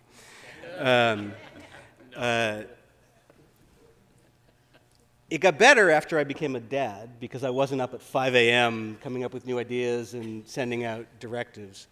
But my staff is absolutely amazing. I get to see and I get to thank my legislative staff more often because they're behind me at City Hall all the time. I don't get enough of an opportunity to thank and to celebrate my district staff who have to answer the phone calls, who have to try to explain why the hell he did that, why he voted this way, why is he picking this fight. My homelessness team that does direct outreach, just so much love to all of the members of my team, past and present. I don't know that we've ever had somebody who worked for us because they just thought government was a cool gig and they wanted the next job. It's always been somebody who wants to do something really, really good. And I love you all for that. And your life will get easier in like 48 hours. I want to thank the CLA and the CAO and the clerks and the city attorneys, the people who make this function every day. You're unheralded, unrecognized most of the time heroes. Sharon in particular, who I've known for all of these 25 years, thank you for everything. All the amazing city employees across every department who do the work, the ones in the building, the people who are out striping the crosswalks, who are paving the streets. And special love to my sisters and brothers in LADOT. I've been able to chair that committee for 9.5 years, and I love the employees of LADOT. Thank you to Ruth Galanter and Jane Harmon and Bill Rosendahl for giving me the opportunity to get into this. And I want to thank the members, LGBT elected officials who came before me. You know, there was a time in my lifetime where being LGBTQ was the most controversial thing about an elected official. And we've gotten to the point where that's ho-hum, and where a gay marriage can be celebrated, performed by the mayor. And that's because of people like Harvey Milk and Elaine Noble and Sheila Kuehl and Jackie Goldberg and Carol Migden and so many others who broke the ground. And I want to thank all of the people who yelled at me and screamed at me and told me I wasn't doing a good enough job because they made me do better. Some of them have gone from protesting out there to actually being incoming city employees. With a suit, exactly. And I want to thank in particular young people. Man, this job, sometimes it's a grind and it's a rough day, and to see the energy of people in the Sunrise Movement or the young people who are organizing against organizing for gun control, or the young activists in BLM, that just lifts you up every day. And I want to thank my sisters and brothers in Unite here. They were my first endorsement. They have been with me every step of the way on every single issue. And I love them, and I was glad to be down in Linwood last night swearing in a Unite Here member, Juan Munoz Guevara, as the newest member of the Linwood City Council. Thank you, brother, for being here. And I want to thank my family. My whole family, of course, my parents and my in-laws, but in particular, my husband, Sean, who is just absolutely freaking amazing. He has had my back at every step. He's had to deal with every night trying to figure out, does he just want to vent? Does he want to talk? What does he need? He has helped me think through stuff. He has helped me feel through stuff. He's helped me go through personal and political. He's always been there. And he has carried so much weight for our family to give me room to do this. And I thank you. And I got to take some of the weight off your shoulders now.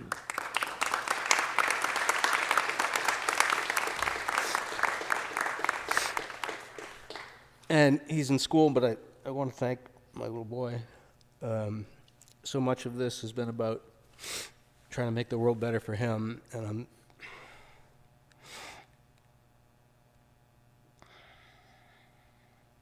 it hurts that he gets sucked in to some of the nastiness of this, but he knows we love him, and I'm looking forward to the next round of adventures with all my free time. So what am I going to do? I'm going to spend some time with my family. And then maybe I'll teach, I'll do some journalism, and then I'm going to continue to agitate and organize and stay engaged in issues.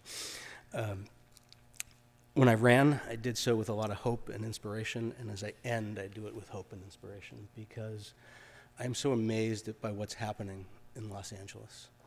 just so amazed. It's so easy to focus on the negative. It's so easy to focus on the ugly. It's so easy to focus on the social media hate or the nasty stuff. But my eyes are drawn towards all the amazing, beautiful things. Over the past couple of years, like, neighbors formed mutual aid groups, and they delivered groceries to each other, and they picked up prescriptions for each other, and they mobilized. I've got moms in my district going out with their toddlers daily to encampments and building relationships and building trust and helping people. There are activists in the streets every day. There's so much love in Los Angeles, and it inspires me every single day. And so I leave with hope and faith and inspiration. And as we turn this page, I'm gladly turning it, and I'm looking forward to what's next. And thank you very much.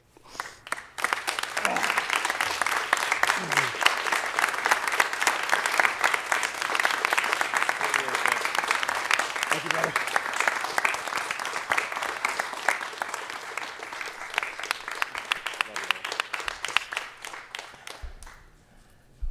Mike, when you were a kid at Harvard studying U.S. history, I don't think you could have had any idea then how much U.S. history you would make over the course of your arc. So congratulations and thank you, Mike, for your service. Mr. Clerk, I think we have to post and refer. Yes, Mr. President. Council has motions for posting and referral. Motions will be posted on the City Clerk's website shortly after the meeting for the public's viewing. To subscribe to receive copies of today's council motions to your email, please visit clerk.lacity.org. Without objection, posted and referred. Mr. Clerk? The desk is clear, Mr. President. Members, are there any other announcements? Mr. Lee. Colleagues, as many of you may know, today is the official birthday of the Los Angeles Public Library.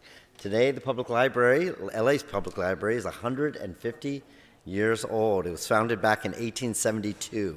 And throughout the many decades, the Los Angeles Public Library system has grown immensely. At its inception, the library didn't actually have a physical space to call its own and had to rent out spaces throughout the city. But today, the story is obviously different, where the library now boasts an impressive 73 locations throughout the city of Los Angeles. And as we all know, as council members, we know how important the libraries are to our communities.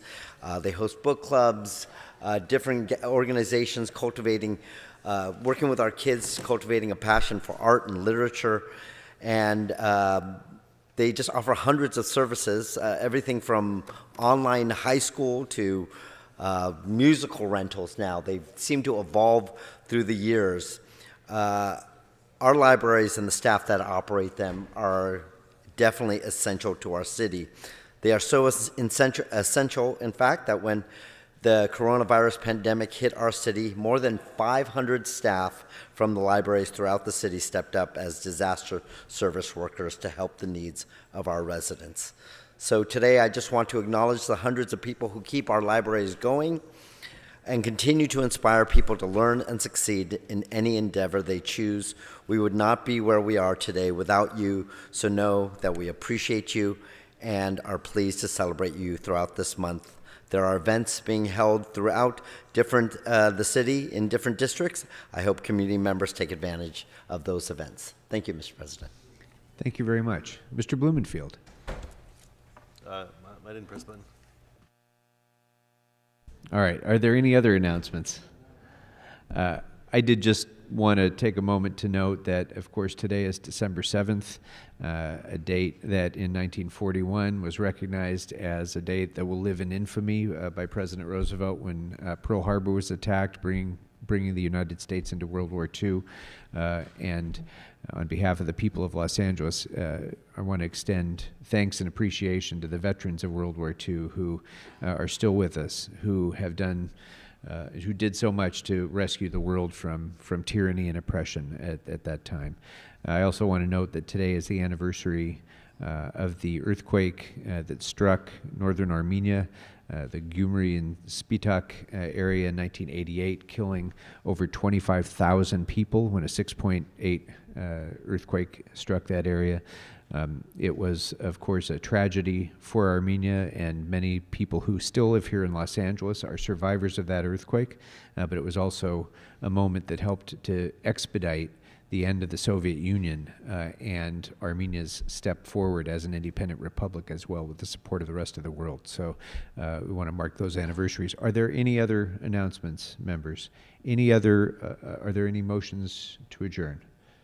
Mr. O'Farrell. Adjourning motion. If we could all rise, Yeah. please. Thank you, Mr. President. It is with a heavy heart that we announce the passing of Richard Ross. Richard Ross, who recently and suddenly passed away at the age of 70, was devoted to his wife, family, and countless friends, and was beloved throughout his community. A great musician who was the epitome of a decent, caring, and honorable man, Richard and his wife, Jane Cantillon, led a band, the Dick and Jane Family Orchestra, that for years has been acclaimed by critics and joyously received by avid fans. The Dick and Jane Family Orchestra played amazing gigs around town at many a wonderful venue, but also performed generously and selflessly at a wide array of community, charitable, and cause-related events. For example, emceeing and being the house band for a decade's worth of Silver Lake's annual night out happenings and the Howl-O-Ween doggy costume pageants in Silver Lake. They were always happy to step in and volunteer, not just for their immense talent and offer their talent, but also their passion for music and people.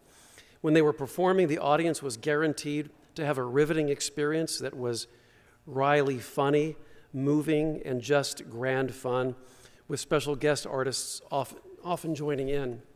Richard also was a TV and film producer, director, and writer, and was nominated for an Emmy and a DVD exclusive award. Additionally, Richard was a thoughtful student of history, the arts, and politics, and was a board member of the Los Angeles City Historical Society. Simply put, Richard and Jane have been local institutions, including hosting, just for the fun of it, huge, vibrant gatherings over the years at their home, with pretty much everyone of any age welcome, and music and food in abundance in Silver Lake and Los Feliz, but also around all of the Los Angeles area.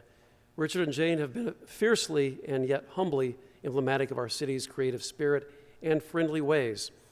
The city now joins in mourning Richard and offers our utmost condolences to his wife Jane, his stepdaughter Genevieve, and all their friends and neighbors, Richard's family back in North Carolina, and music lovers everywhere who believe in the kindness, the creativity, and the character that Richard demonstrated throughout his esteemed life. May Richard rest in peace.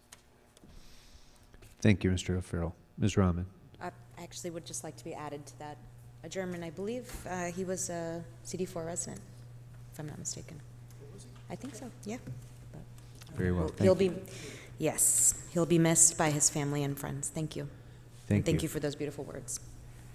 Any other motions to adjourn, members? Seeing none, thank you very much, members. We are adjourned.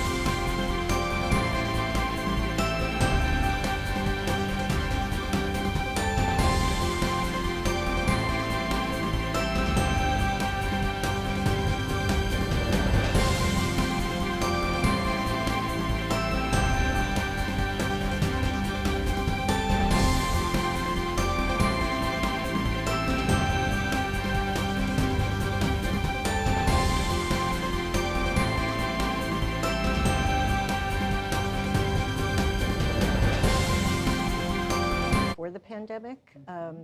And as the director of the Bruce Springsteen Archives and Center for American Music, I'm used to working with about 8 students helping me. During the pandemic, of course, everyone left. And so in the earliest parts of putting this exhibit together, I was pretty much on my own. Wow. Thankful when our students came back and helped, because there was a lot of material to go through. You know, this exhibit spans 5 decades, so just a lot to go through. And then, you know, the pandemic hit, and I worked probably a good year on my own on this.